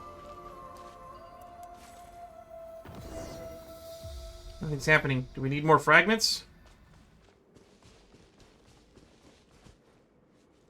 Looks like the robots seem to be pointing in that direction. Have they detected something? Oh, looks like the way's blocked by that rock over there.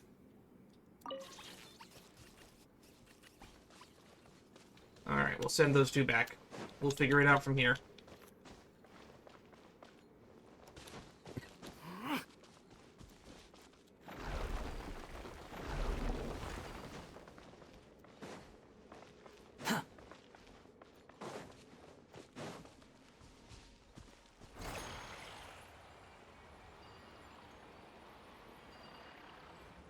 Paimon's a little bit worried about that mate girl.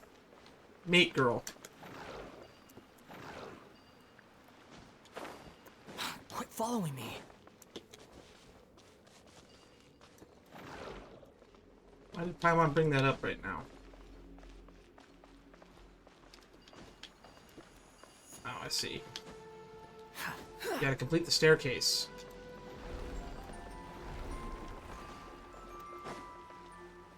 Ah, the robots can go around now.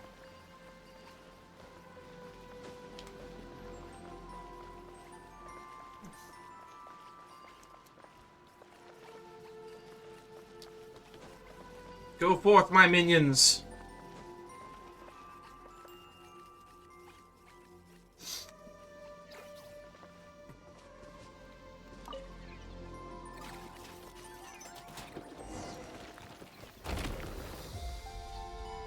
Aha! What was Verna thinking when she set them all up? Take it and have fun.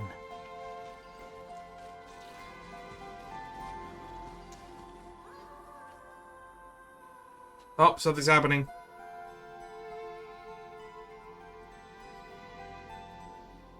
What should we do? It doesn't look like we can leave through here. Wait, Paimon sees some light over there. Maybe it's another way around. This looks promising. Cough, cough. We finally made it out. Paimon didn't expect that collapse. That was so scary. Good thing we managed to find another exit. But with all that noise now, Verna must have heard it too, right? Paimon had better hurry back and bring her here before she tries to dig into the cave. She might get herself trapped. Taking advantage of her ability to fly, Paimon.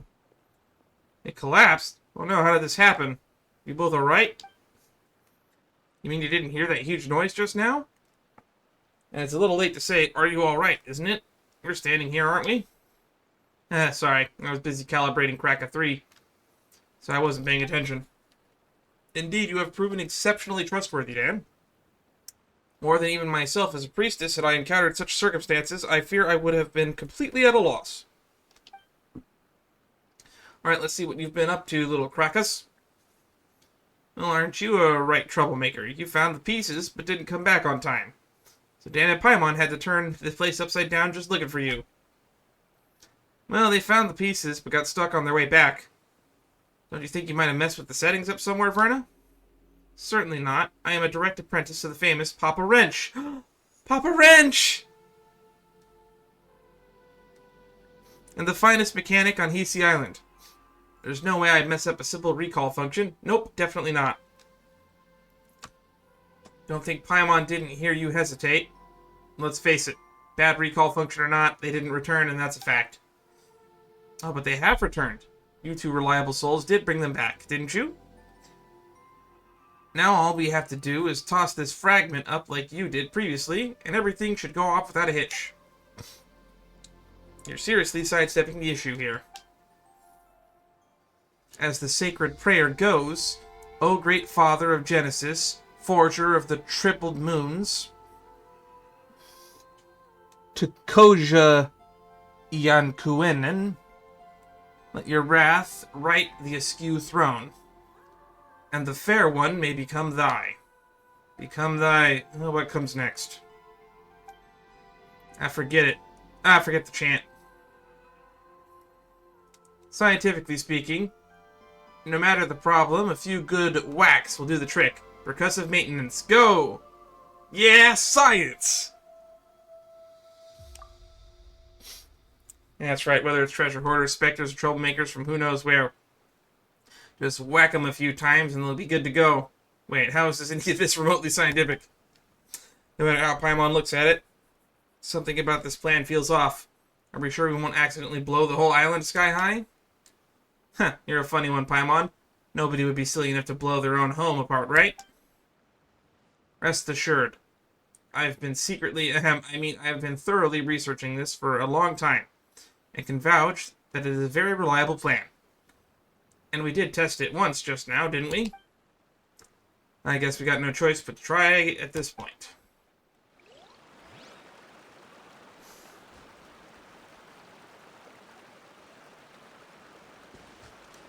Alright. Let's throw the rock at the rock.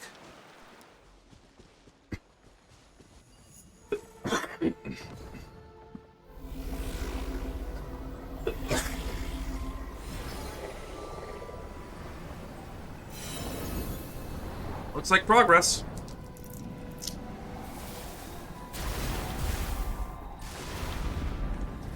That looks like it's made things worse. You want to use my hat as an umbrella? The audacity to even make... What's going on now? The Gavaki feels even more unstable than before. Is this all part of the plan? No need to panic, this is just a minor technical issue, nothing to worry about. We successfully adjusted the Gavaki from the chaotic state into the reversed chaotic state. Now we just need to nudge it back to normal. Think about it this way. If things had already gone from bad to incomprehensible, there's no room left for it to get any worse, right? Your explanation is what's incomprehensible. How can you stay so calm when everything's falling apart? Because panicking won't help. Staying calm lets us think clearly and find a way out of this mess. I'm sorry, I lied. I totally am freaking out. I'm just trying to look like I'm not. Dad, Paimon, what in the moon's name are we supposed to do? So you're just gonna dump the problem on us now? And if you're really a priestess of the Frost Moon Science, don't you have some kind of prayer or spell that can stop the storm? You say that like those things exist. That's why we placed our trust in science. Yes, you've still got science, don't we? Now let me check. Aha, just as I suspected. Kraka 3's reading suggests the source of a faint Kuvaki trace is nearby, almost identical to that of the other fragments. The first two fragments tip the Kuvaki into a reversed chaotic state, and the third one should bring it able back to the state of minimalized turbulence. Yeah, that has to be it. I think it's because we put 2 rocks in a row on the blue one, when we should have put 1 on the blue one on the red one. It's a miscalculation after all. The plan itself is absolutely foolproof, Dan. Paimon, this way. Looks like if we don't have any other leads, we might as well follow Verna. Come on, Dan.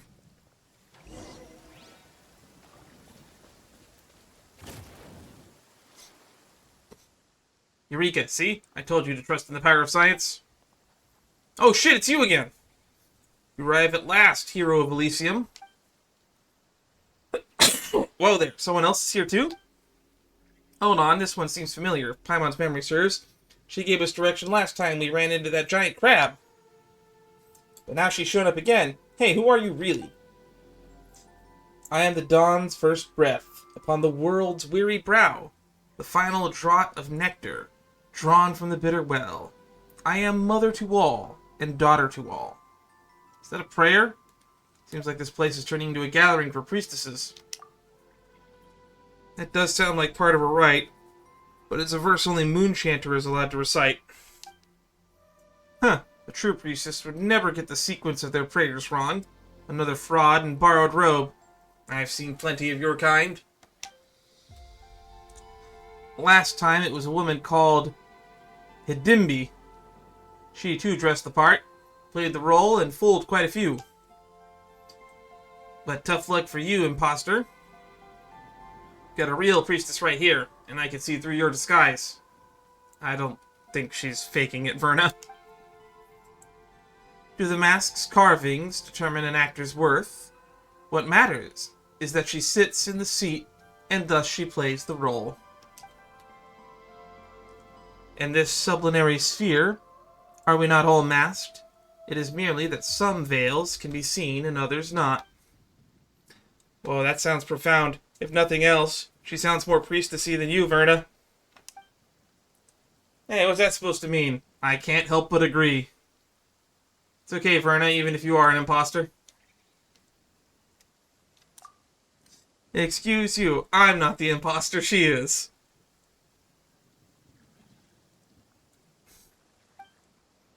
You outsiders are so easily tricked. Ignore the sweet words and look past the surface for once, why don't you? Never mind. According to my calculations, you're the one who hid the fragment we came to find. Isn't that right?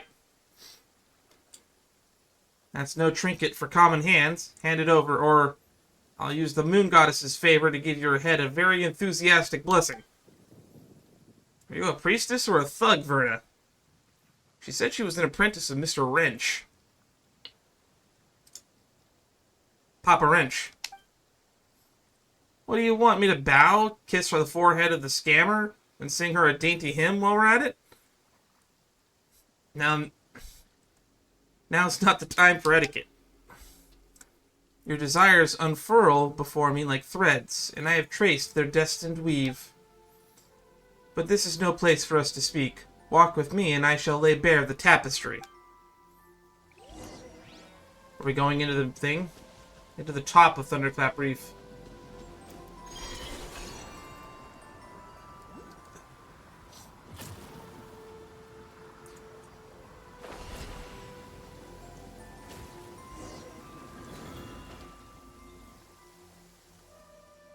We meet again, hero of Elysium. Get it right. It's heroes plural. Now hand over the fragment, imposter. Pretty please. Is what you seek not right before your eyes? I knew you wouldn't give it up without a fight. Guess I'll just have to give you that blessing to the head. Wait, what did you just say? You're just giving it to us? Why have us come all the way here in the first place? Because this is where it must happen. Fate demands it. I have waited too long, endured too much, all for this moment. All for the birth of God. But it matters not. Soon it will end, and the newborn God will drape the world in true joy. What are you even talking about? Via. I have glimpsed it in the mirror of stars. There is no place for her in a world where the god has now been born. First off, it's Verna, not Via.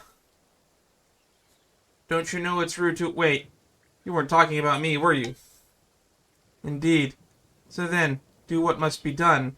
The ending you seek awaits. Wait. We're not here to hurt you or anything.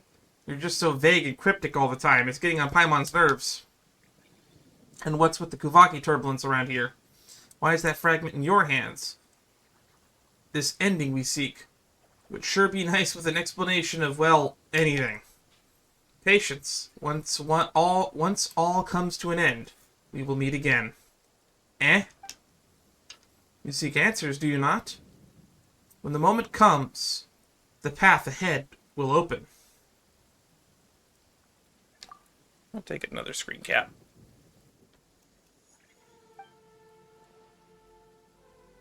Oh then, I shall await you at the court of the first edict. Huh? But isn't the court of the first edict already... Yeah, it's been sealed off for 500 years.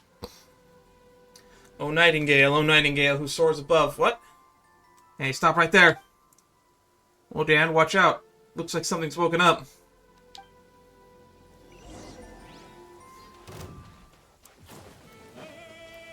Frost Knight Scion. The wind rises.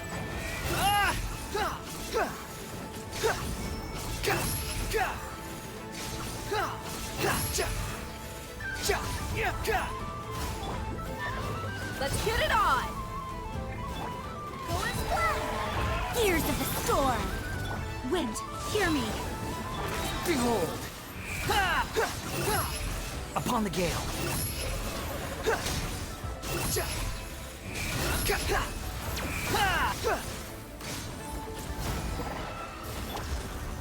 Look alive!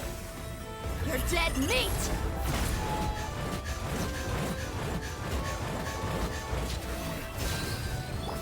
Cry louder! Dare to mess with me? No sense of respect! Have fun with this gift! Squall and fury. Got him. This is unbelievable. Who does that fraud think she is? The nerve of her taking control of the sacred Frost Knight Scion and turning it against us. We'll be giving that head of hers and blessing her a sermon. Is she really taking control of it, I wonder? Yeah, Paimon thinks there's a good chance that it was the lightning strikes from earlier that woke the Frost Knight Scion up. Well, and that too must have been her doing. If she can wield Kuvaki and knows our prayers inside and out, pulling off something like that would be a piece of cake. Anyway, first things first, let's gather the remaining Kuhenki on the island, extract the flash fragment from the moon mirror, stabilize the disturbance once and for all.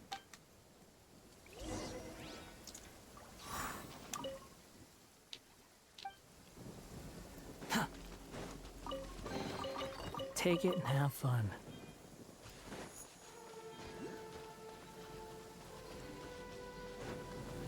Aha, there you are. Off you go.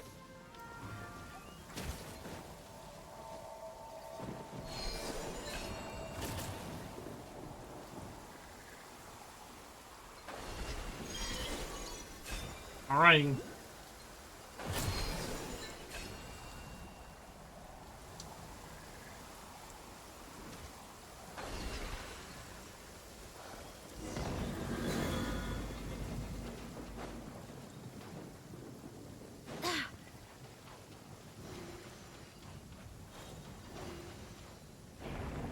If you just move the stone platforms to the mirror and gather them, what?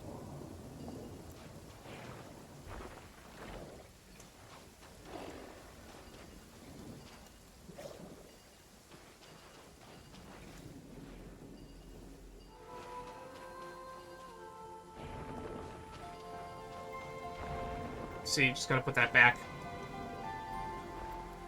Why did it give us the option to move that?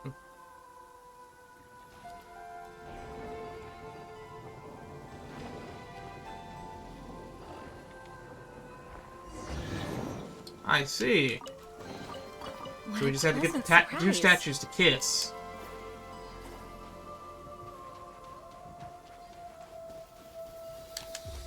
Okay, now we got to put 2 on the red one.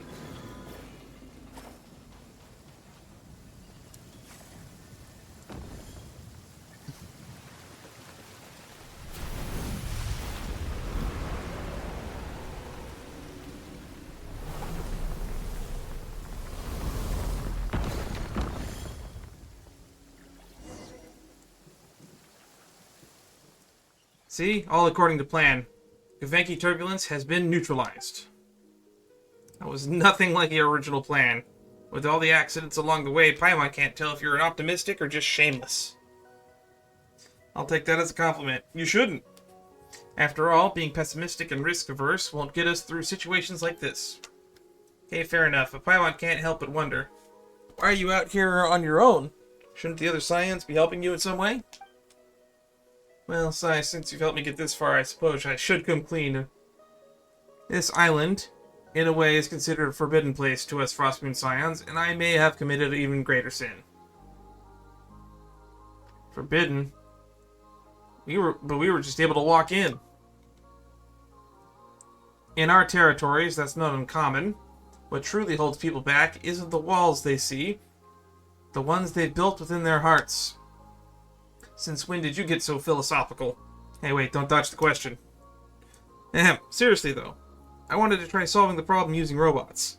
You probably know this already, but most of the Frostmoon Scions aren't exactly a big fan of tech. I thought if my plan went well this time, maybe I could finally convince those blockheaded, well, I mean, very steadily, if rather conservative, higher-ups to reconsider their stance. Hold on. I can say that, can't I? Technically, the robots were part of our operation, and since we succeeded, they clearly played their part in our success, right? Even though the part they played wasn't constructive. Pretty sure my part in your success was far greater. Of course, your contribution is beyond question. For the greater good, sometimes little rhetorical embellishment is necessary. I can't even convince myself.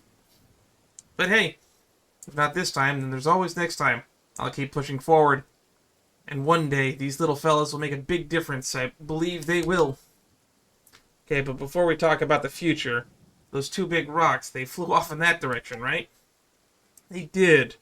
And, if we go that way, we'll end up at the Court of the First Edict. Court of the First Edict, wait. That's where that strange lady, you know, the one who seemed even more priestessy than you, Verna, said that she was at it. You're breaking my heart, Paimon. Even now, you still think that that suspicious lady's priestess act is more convincing than I am? Anyway, I'm sure this is just, she was just bluffing because, well, the Court of the First Edict was sealed off 500 years ago.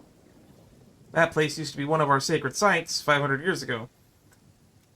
Lady Aaliyah, the moon chanter who witnessed the birth of the Moon Maiden, personally sealed it shut. I think that's who that was. Forget some outsider con artist. Even after a generation of moon chanters, no one has ever broken the seal Lady Isla placed. It's not for lack of trying. That no one's ever succeeded. But that leaves us with no clues at all. How are we supposed to track her down now? Don't worry, I've already come up with another brilliant plan. Oh, dear God. Although it might just need a tiny bit of prep. Just a little, probably.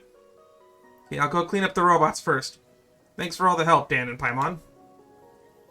O fair frost moon, weave for me a gentle hymn, and bless the nightingale-hearted wayfarers.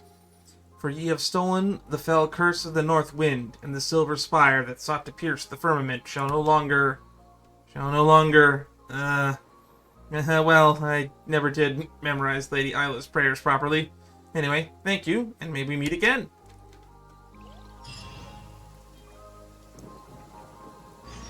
Place called the Curse of the First Edict. Paimon thinks it's somewhere on Hiisi Island.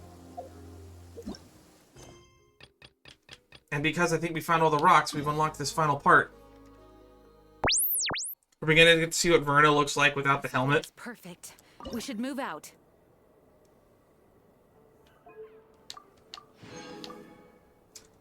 Echoes of the Unfinished Past. That's the last one.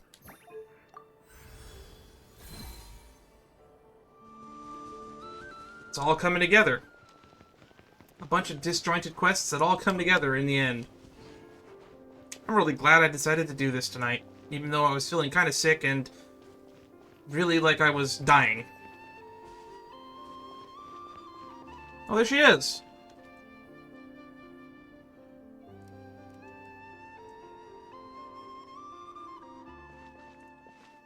Oh, it's Dan and Paimon. Nice to see you again. I can tell because you have the white hair tassels. Miss Priestess, have we met somewhere before? You don't seem that familiar to Paimon. Hey, it's me, seriously, we met not long ago. Can't you recognize me by my voice? Oh yeah, it's you. You're the one from back when, Wait, who are you exactly? This is starting to sound like some kind of weird scam. Aw, my adorable little Paimon didn't even recognize me. That really stings. but I'll let it slide. After all, you did call me Miss Priestess, and I guess that's fair, since I never took off my helmet back at Thunderclap Reef. Wait, hang on, don't tell Paimon that you're Verna. You're really actually a priestess from the Frostmoon Scions? Excuse you, that's a weird way to say hello. Seriously, you won't find a priestess more reliable than me anywhere else. I still kind of doubt that. There was never a reason to doubt me in the very first place. Ahem, anyway, this must be the Moon Maiden's guidance at work. How else could I be so fortunate as to run into both of you at a time like this? Well, we were just passing through. I have a bad feeling about this. Now, bad feelings have no place in the Moon Goddess's guidance. Since we're all here, this must surely be a good omen. No, a great omen. Anyway, let's forget about all that. Dan, Paimon, you remember what the imposter said before, right? I don't think she's an imposter. I think she's the first Moon Chanter. You mean the priestess-looking lady, who seemed more legit than you? She said she'd be waiting at the court of the first edict, or something like that. Ahem, that's more legit than you, but more legit than you bit was totally uncalled for. But since you've got such a good memory, Paimon, and since you're both going to help me out later, I'll let it slide. Hey, Paimon hasn't agreed to help you out yet. Why is that every time that we talk to you, we end up second-guessing reality? And don't sweat the details. More importantly, I've already come up with a flawless, super-ultra-reliable plan.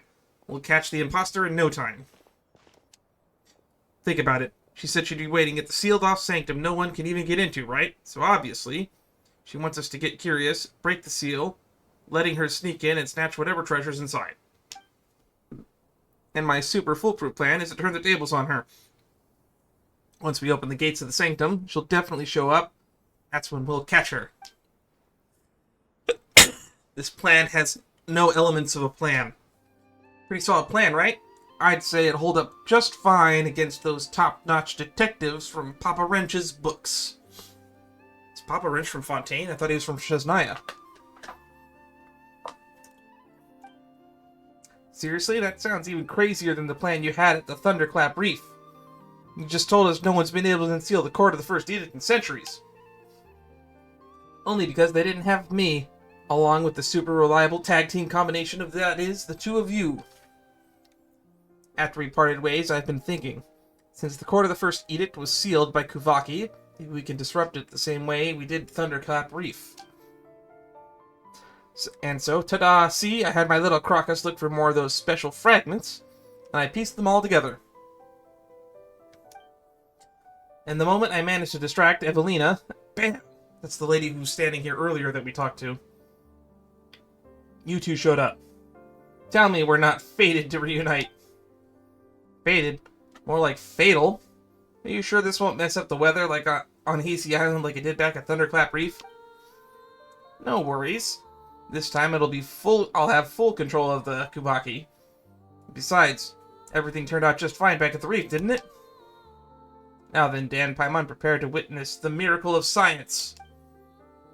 Wait, if someone's gotta throw it, let us do it. We leave it to you, this already sketchy plan's bound to get even sketchier.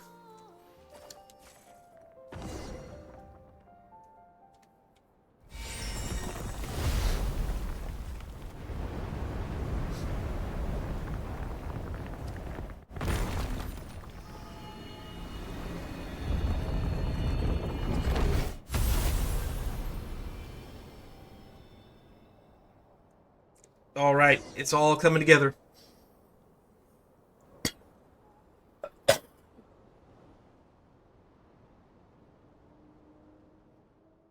Come on, I told you there's nothing to worry about, see? This is the power of science, or Kuvaki. Hooray, the power of science. Hey, wait a second. You almost had Paimon fooled. This has nothing to do with science, it was just Dan tossing fragments up there. Well, since the super reliable Dan is also someone who believes in science, I guess that explanation works too. Alright, since the Moon Maiden has spun a silvery path for us, what awaits beyond the threshold must be, wait, how did the rest of this go again?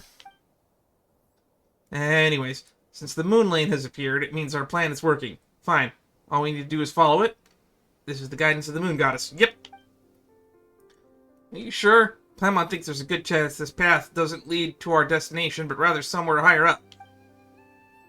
Come on, Paimon, come on. You got super reliable priestess and super reliable adventurer at your side. What's there to worry about?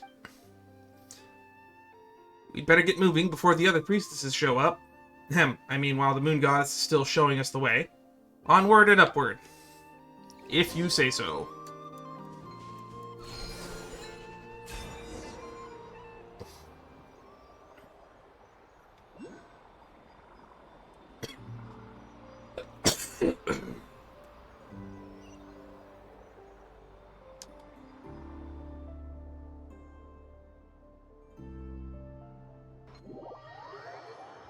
I should have jumped off when I had the chance.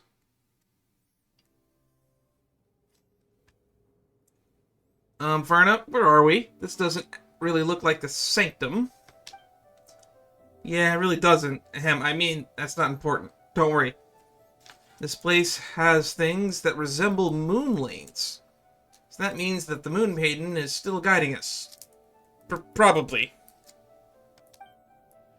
Let us follow the path illuminated by the moonlight, and leave the rest with the will of the moon. That actually sounded pretty priestessy coming from you, Verna. Wait, no.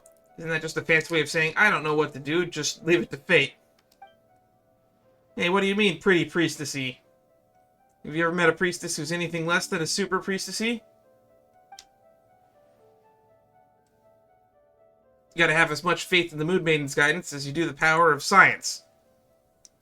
You are a weird, weird person. It's not like we found any other way down.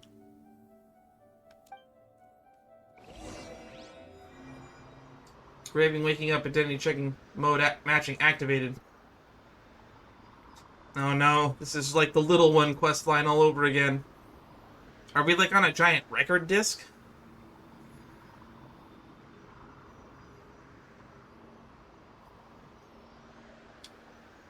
Feels like we've been walking in circles for a while now. Makes sense now. Did you notice the pillars floating in the air? If we could somehow slide onto the tracks, it'd be able to... Well, Paimon doesn't get the connection. Okay. Since Pretty Your Priest is suddenly an expert on picking locks.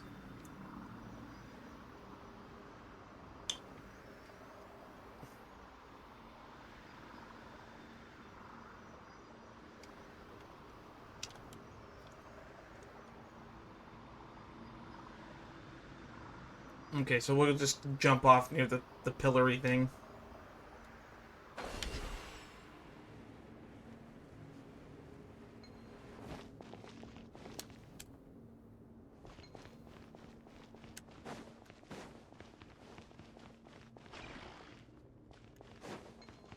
Ah, I see. We were supposed to grab the red one.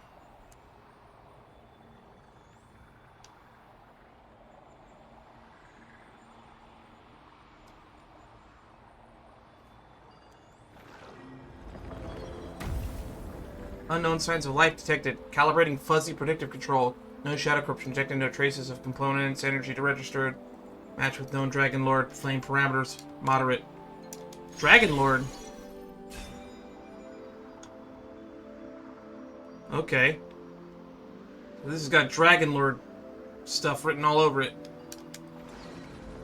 Maximum likelihood estimation. Conclusion. Authorization granted. Defense systems deactivated. Primary energy sources connected. Please manually lift the seal.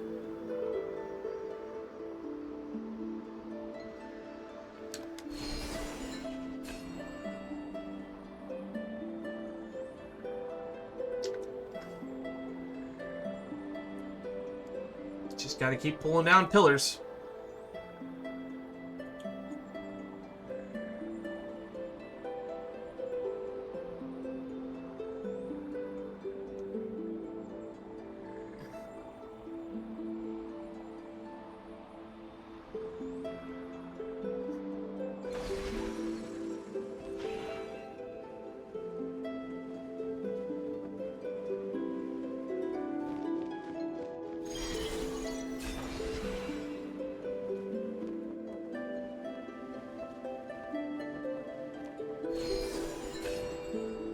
Okay, now we're going up this one.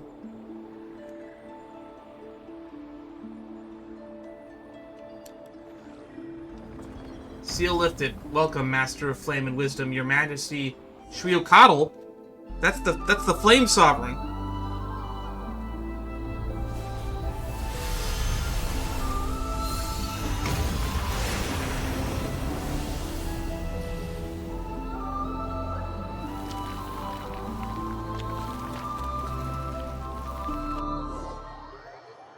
Well, that was something.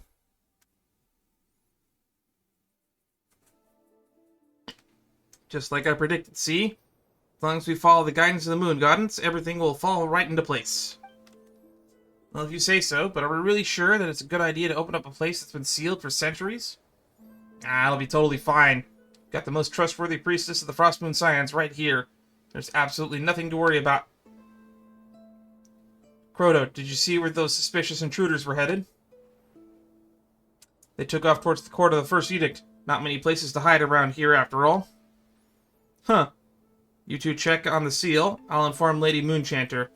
Let's see them try getting away. Causing trouble in the sacred lands of the Frost Moon. They've got a death wish. The only way they're not getting out of this in one piece is if somehow the lady the only way they're getting out of this one piece is if they're somehow the Lady Kutar themselves. Verna, still want to tell us there's absolutely nothing to worry about? Yep, that's right. There's absolutely nothing to worry about. Now that the seal's been opened, all we have to do is set a trap and wait for that imposter to walk right into our hands. I'm sorry. I'm so sorry. There's absolutely everything to worry about. I should have never messed with the seal. What do we do now? Help me, Dan, please. Yelling for help like a crybaby doesn't mean someone magically is going to save your butt. No turning back now. Let's see what's inside. Well, since the seal's already broken, you might as well head in and take a look. But Verna, you better make sure to say sorry to everyone who you dragged into this. I'm sure Lauma will vouch for us. I mean, she let us take the moon marrow because apparently the trials were just there to prevent people from stealing, but to test who was worthy. Perhaps opening the seal means that we're worthy to enter.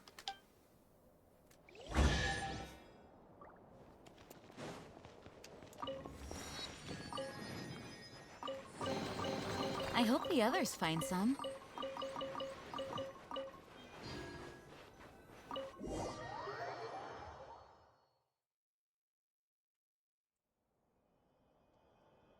Something about this place feels off compared to what Paimon imagined a sanctum would be.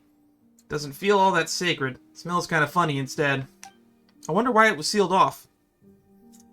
Well, it has been sealed for 500 years, you know. Scientifically speaking, rusted metal giving off blood-like smell isn't too surprising. By the way, the hymns say that before Lady Isla sealed it, this was where all Frostmoon followers held their ceremonies. So it's super sacred, really. Calling it super sacred just makes it sound less sacred by the minute. Aw, come on. Don't get hung up on the wording. Look over there. That's the Verdant Crest. Legend says it's the sacred tree that witnessed the birth of the Moon Maiden. And that pool over there. If I'm guessing right, that should be the ever-flowing white spring. Valamo. Blessed by Lady Isla herself. You really have to guess? Also, are you sure you didn't just make up those names? Hey, I might be a fairly reliable priestess. But even I'd never seen those sacred relics from 500 years ago with my own eyes. Nor did I ever think I'd get to see something this historically significant. I'm so lucky, all thanks to Dan and Paimon. Let's stay here for a bit. Just remember to apologize to everyone after we get out. Yeah, no problem. I'll do whatever you say. Just standing in place does feel like a waste, though. Since we're here, why not take a quick walk around?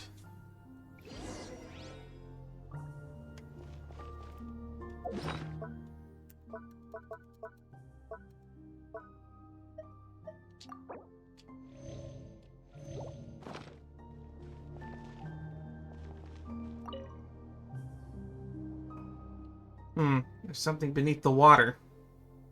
Is that a sword? Huh, how would there be a sword here? Wait, hold on. Could this be a ritual sword forged by a Hyperborean moonlight that Lady Isla supposedly left behind? The blade that was used to offer up the first drop of blood under the new moon. Whoa. It's a hanky. Does it want us to follow it?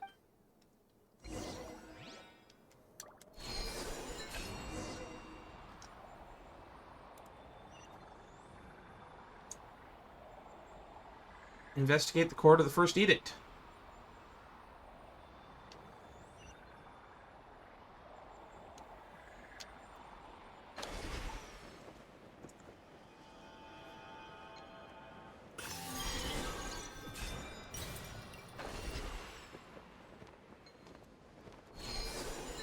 Just want to grab that.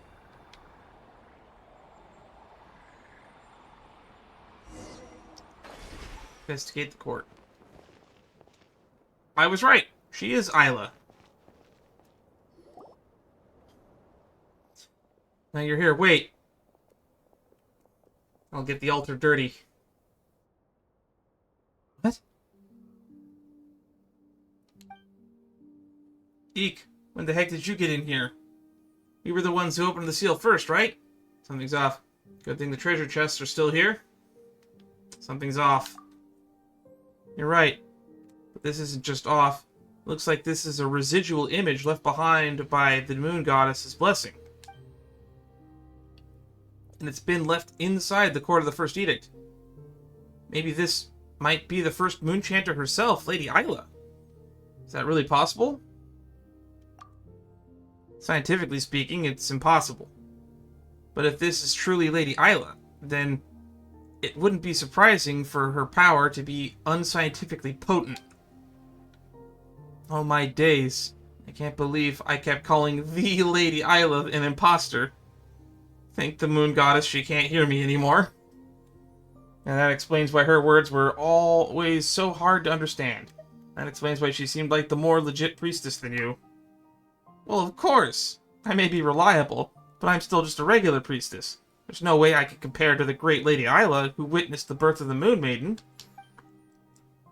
Ah, there. That should do it. This power is the Lady Isla before us really a lingering image? What did you do, Miss Isla? Oh, where did that voice come from? Maybe it got recorded along with the first Moonchanter's image. I mean, even the Moon Goddess's blessing couldn't be precise enough to capture just one person's voice, right? There's no need to be so tense. That woman who shares my bloodline surely showed you a few of these lowbrow tricks before, This is merely a blessing that records awareness, so that the brave warrior over there can hear our words. Paimon's not dreaming, is she? Paimon swears she just looked right at us. Come on, Paimon, you're most definitely dreaming. What we're seeing now is was recorded 500 years ago. There's no way she could actually see us. Over there, but I don't see anyone. Ah, never mind. I probably wouldn't understand even if you explained it to me. And whatever tangled past lies between you and her, I'm in no position to judge regardless. Thank you for your help, Miss Isla. Oh, I wonder if this is Reed Miller talking as the unknown voice. Lovia should have known better. The wounds left in the wake of the atrocities the old witch inflicted upon you both run deep. Of course, the scars fester with resentment. What surprises me is that she trusted you so deeply. Verna, who's this Lovia they mentioned? Paimon feels like she's heard that name before. She was the leader of the Frostmoon Scions 500 years ago, but she was stricken from memory for the sin of blasphemy. Normally, only senior and super reliable priestesses like me would even know about her. Ugh, even someone like you knows about her, then it can't be that much of a secret, can it? Hey, rude! What do you mean, someone like me? But seriously, her identity should be top secret. Ordinary followers and folks from the outside aren't supposed to have even heard that name. Where did Paimon hear it? Resentment? For what? Everything you and I went through was always meant to be. There is no past or future, because the past is the future. Your gaze is upon me now, but all you can see is one fleeting moment. Thanks to Lovia's blessing, the blessing of our ancestors, I can see every moment. Your arrival, Lovia's end, all threads of the tapestry too vast for me to tell. And yet, how it thrills me.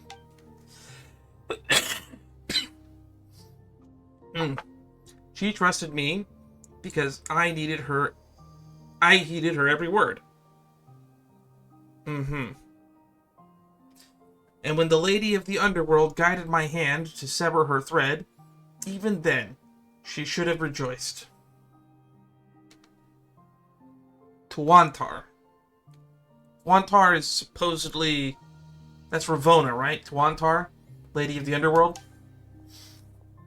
As for you, you'll be leaving this place soon, won't you, Mr. Solove? My role here is finished. The believers outside already hail you as the new prophet, and at last you no longer need to endure the suffering imposed on you. I still have things I must do. I need to uncover that mad monk's true intentions for my fallen friend and the people of this land. He must pay for what he has done. Who's the mad monk? With Lovia's years of secret correspondence with him as evidence, tracing his steps should be much easier once again. Thank you for your help, Miss Isla.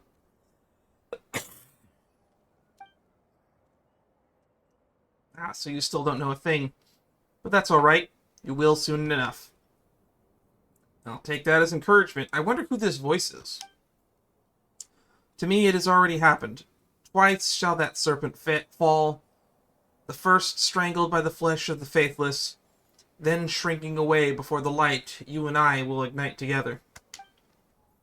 But you shan't be the one to cut off its head, to cut off its thread, because that fate does not belong to you. I don't believe in fate. I'll just do what I can. Then do what you can. Before the lanterns are lit, I will be here waiting, for you are the hero meant to protect Elysium. And you, forgive me for drawing you here this way. Your thread simply would not catch in the loom of this sublunary sphere. So I had to guide you with those stones. Fitting, for they are just as out of place as in this world as you are. Wait, she knows that we're not from this world. Huh. Verna, what's going on? Are you sure she isn't talking to us? Well, not anymore. Those stones we saw earlier only fell recently. How could Lady Isla have known about them 500 years ago? By way of apology, I left the last sword forged in the Apostle of the Golden City, using moonlight in the ever-flowing White Spring. After centuries, any bloodstains on the blade should have been washed away. Please accept this humble gift. Though your fate remains unclear to me, I choose to believe that you are the hero of this sublunary sphere. The one destined to fell the undying serpent on our behalf. This will probably be the last time we meet. If you follow the light and find those who share my bloodline, then you will come to understand my words.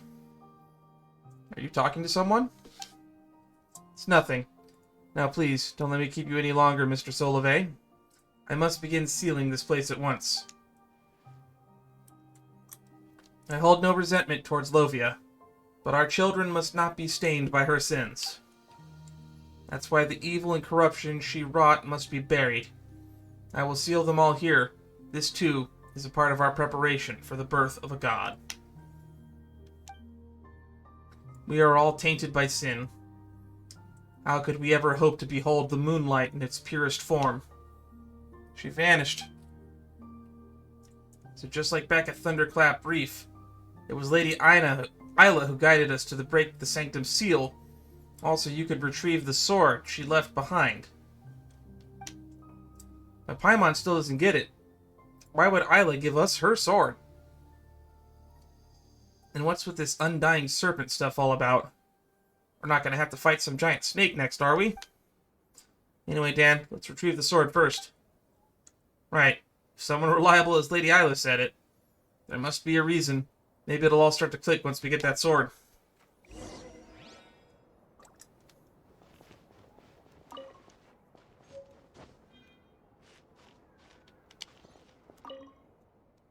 Appears to be an ordinary fairy tale where a kind-hearted girl makes friends with a white pigeon, after which they travel the world together. Some pages have run out for reasons unknown. The ink is almost completely faded to cover the beautiful golden words inscribed on it. Kitskrad Publishing House.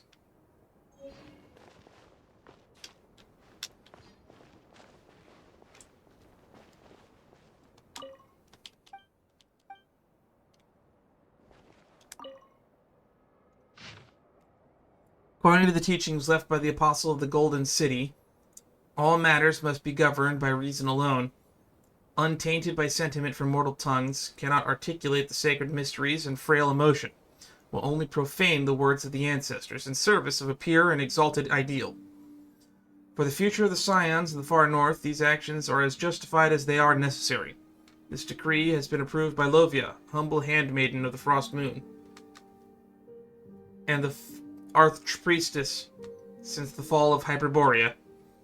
Decree CMLXIII, alternative plan for the sacred heir selection. All of the content that follows has been erased and cannot be read.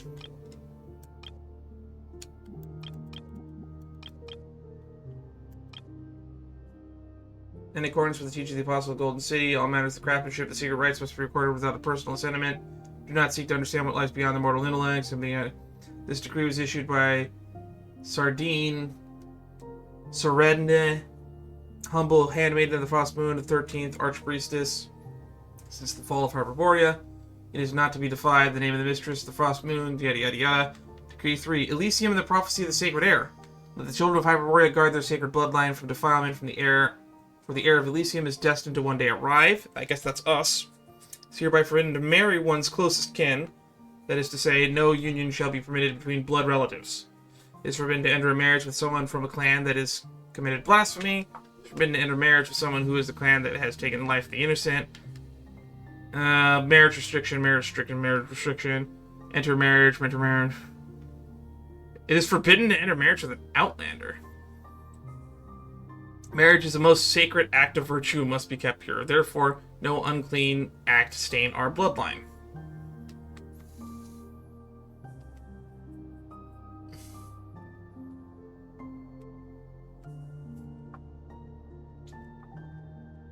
Frost Moon, and let no one betray their oaths.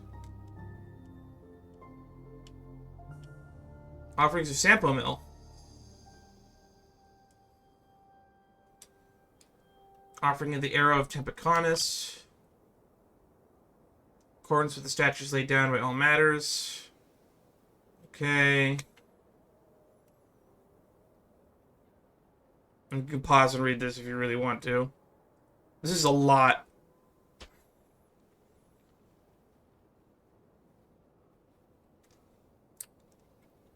Mass Energy Pattering Orb, sealed. Senior Executive Mechanios, Priestess, Protocol X, Arrow of Tempecanus, Acting Archpriestess, Senior Executive Mechanios. Alright. That's probably not important. Letter for Lovia. To the most holy and venerable Lady Lovia.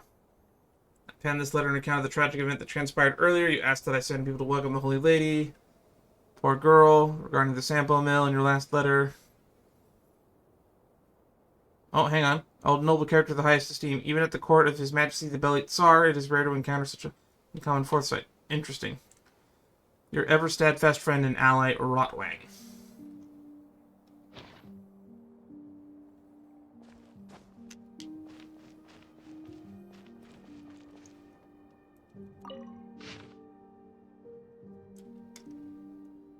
Mr. Solivay asked, I cannot think this way. Mr. Solivay does not need to be troubled with such trivial things. Spies lies. Born of the Frost Moon. Decades from now, the Moon Goddess will be born. Oh, the irony of it. Lovia's long and desperate quest was, in the end, for nothing. I do not know if I will live to see that moment. My own thread is hidden from my sight, but I pray I will not. Those tainted by sin do not deserve to witness the moon's pure light. Daughter of the Frost Moon, maiden of the new moon, may she one day behold the dream of the true happiness.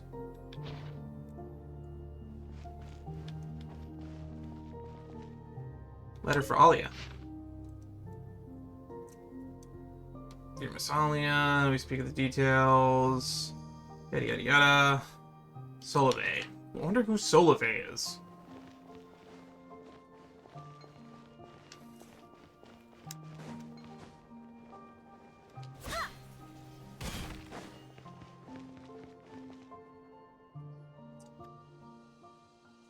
This must be the sword Isla was talking about, right? How about it, Dan? Did you figure anything out? Not a thing. Paimon, quick. Run, the power of this sword, it's overflowing. Eek! Damn, what's happening? Hang on, your acting is terrible. Can't start laughing halfway through your own prank. Quit scaring Paimon at a time like this. Looks like we really have to investigate this whole place, huh? But if we hang around too long, Ehrnrooth, Uncle Croto, and the others might find the entrance too. Actually, with all the noise we made just now, there's probably no one on this whole island who hasn't been drawn this way. Fine, guess we have no choice. We've got the sword now. Lady Isla didn't exactly tell us what to do next, so let's get out of here. First, and figure out the rest later.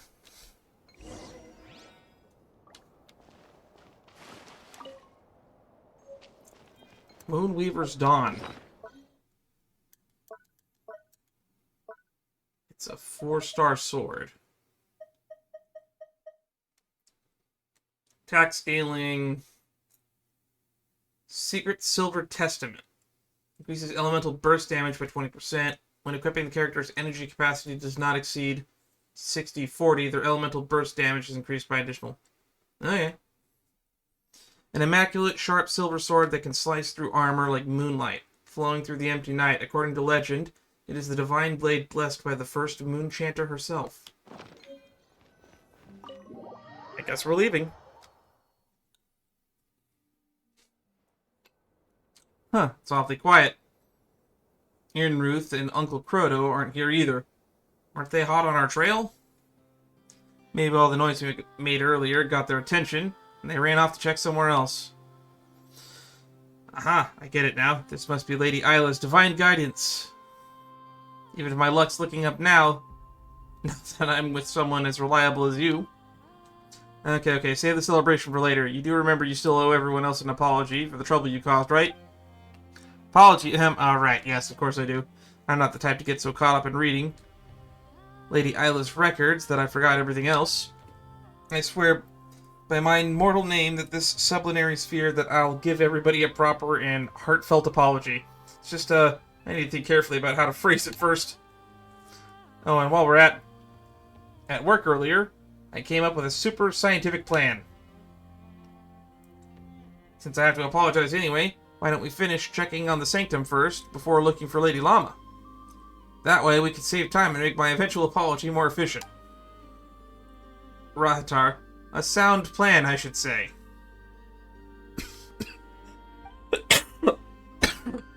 See, the power of science is... wait, huh? Aunt Rahatar, when did you get here? Well, you scared us.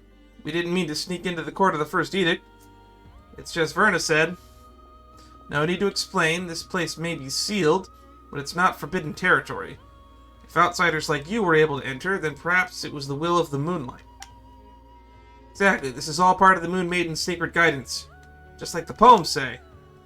As for you, Verdanska, you're coming with me. Lady Moonchanter wants to see you in person. Huh? Wait. No. And Rahatar. Didn't you just say? As a priestess, you acted without permission, broke the rules, and tampered with taboos. Aside from outright murder, you flouted every major law we have. Now come, or would you rather Lady Moonchanter come fetch you herself? Dan Paimon, I'll explain everything later, I swear. But first I need... Before Verna can finish her sentence, Rahatar drags her off. Well, she sure dug that grave nice and deep for herself, didn't she? Still, we got no idea what this Lady Isla wanted us to do, but the sword she left behind. If it wasn't meant for us, we might as well hang on to it for now. Looks like a real Frost Moon relic anyway. Polkka beneath the moon's oracle. Weaver in the ossuary. And just like that, we have completed everything on this island. I guess next time we'll try to finish all the stuff that's going on the main island and Paha Isle.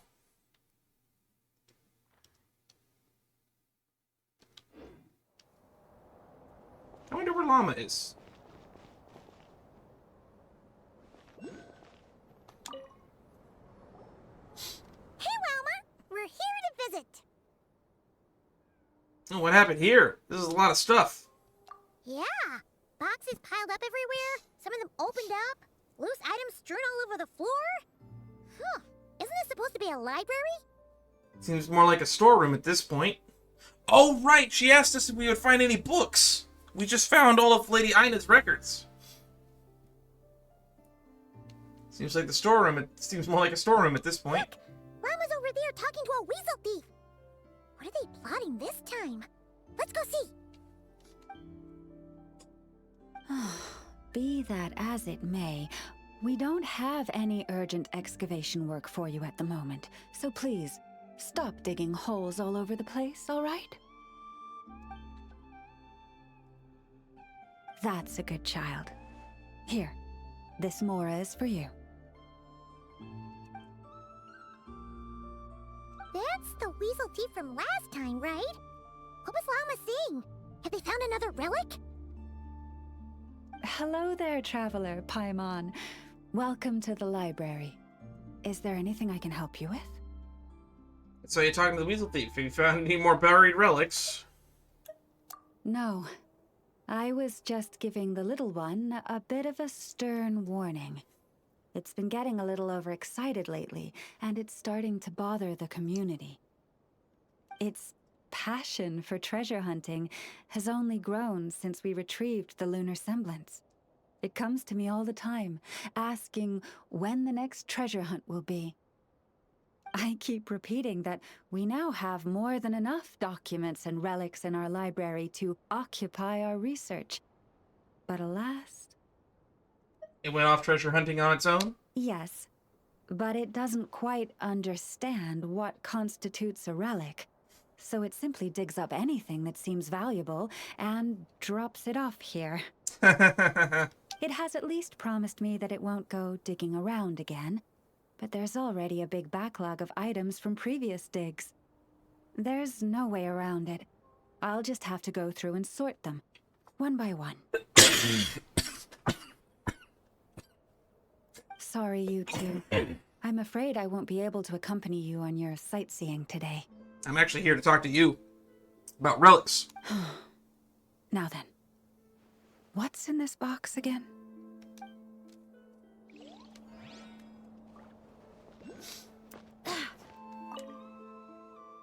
Where should this book go? She just went out to attend to business. Alright. Lauma asked us to ship much of our book collection as possible, and then she requested that we make some cushions and stands for the animals. She said this and that would give them a place to rest when they visit. I don't really understand it, but she must have her reasons for giving such instructions. That seems a bit cowed. Alright. We'll just put this book, and boy, is it thick as a brick, on the bottommost shelf. That way anyone who wants to use it as a footstool can just pull it out. That seems a bit casual. Don't worry. This is a running account of the words and deeds of moonchanters over various generations. It's a manuscript, and it's in manuscript form, too. And yes, I know that I shouldn't be saying this as a priestess, but this book is likely the least interesting in the entire library. It's just... on such and such day, month, and year, Moonchanter said this and did that, and these were the results or consequences all the way down. I would flip through the pages every time sleep eluded me, and it worked like a charm every time. I'd have thought there would have been some interesting anecdotes in there. Well, they exist, just not in that book. I've heard quite a few many such tales, though. I don't have this job for nothing, you know. And where did you hear these tales, I wonder? From my sister priestesses, of course. They know all sorts of stories, let me tell you. For example, one of our previous moonchanters had a strange habit of spending 2 hours soaking in a nearby lake whenever she had to organize some ceremony, regardless of the season.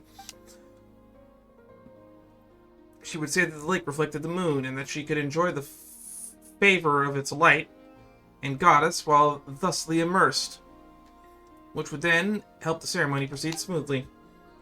In times where a great many ceremonies were held, she would be soaking practically every day. Would her body really hold up under all that? Huh, the ceremony she organized went well at least, but the long-term exposure to cold caused that devout moon chanter to develop a serious case of arthritis, which forced her to bow out early. But despite that premature retirement, she maintained that the pain was the mark of the moon goddess's regard. I don't think that the moon goddess's dominions cover arthritis. Well, the moon would be covered by the clouds that disappear when it could rain. She believed that the accompanying joint pains were the moon goddess's bidding her farewell, and the moon could even see her in such times. Then it was the moon goddess's summons. She would run out into the rain, fully clothed, and begin to pray. Later, in her old age, we had to find her an acolyte to watch her permanently and ensure that she did not risk her health further. And that lucky that fortunate acolyte was me. No wonder you know all these stories. It seems your time as an acolyte paid off then. Of course, I wasn't just listening to her stories, though I learned much as well. If I get a chance in the future, I'll write them all down in a book, and then I'll call it... oh dear, too much chatting, not enough book sorting. Still, what should I call that book? I'll leave you to it. Okay, well that was an interesting story about a crazy lady that liked to take ice baths. Well, I guess we'll save next time, where we do the last chunk of Selenic Chronicles. We'll probably do it on Monday before the patch goes live. I should have a lot more free time that day.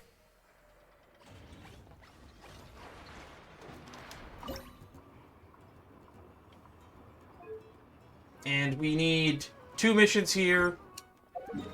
And then on Paha Island we need... how many do we have to do here? We still never found out what happened to that guy that was, like, hanging out by the new moon statue. It's 2 here. So we have basically 4 quests left to do. So, next time, we'll figure that out. So, thank you everybody for stopping by. If you'd like to see more like this in the future and stay up to date on what I'm doing and when I'm doing it, hopefully I feel a lot better next time.